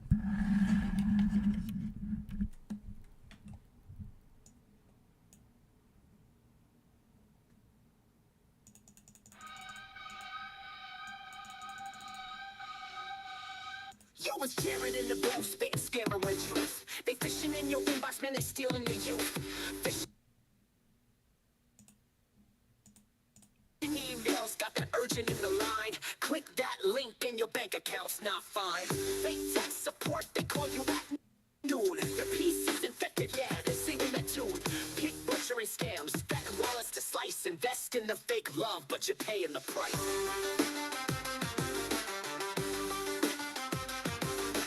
Scammer 101, keep your eyes wide open. If the deal seems sweet, man, they're probably hoping. Snatch your cash, leave you broke in despair. Stay woke, not equal, man, these crooks don't care. Wrong number text, they pretend they know you. Acting off friendly till they ask for a few. Grandparent scam, your grandson's in jail. Send a bail quick or his freedom might fail. Arrest warrant scam, police are on the line. Pay now or else they're taking your time. Fake order text, your package is delayed. You click that link, boom, your data's displayed. They'll call, they'll text, they'll lie, they'll scheme. Play on your fears, they'll sell you a dream. Be alert, my friend, don't take the bait. A second of caution could change your fate.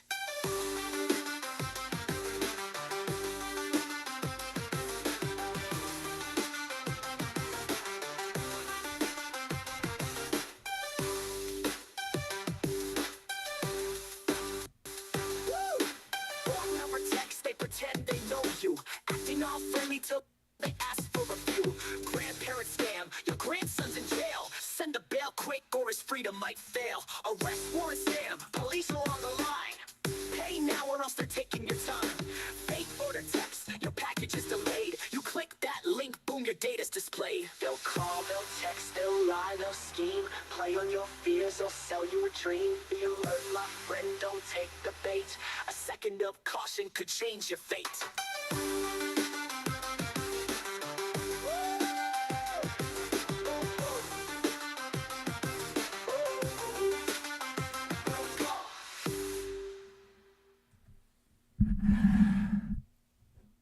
everybody. End of the live stream. Happy 2026. See you next year.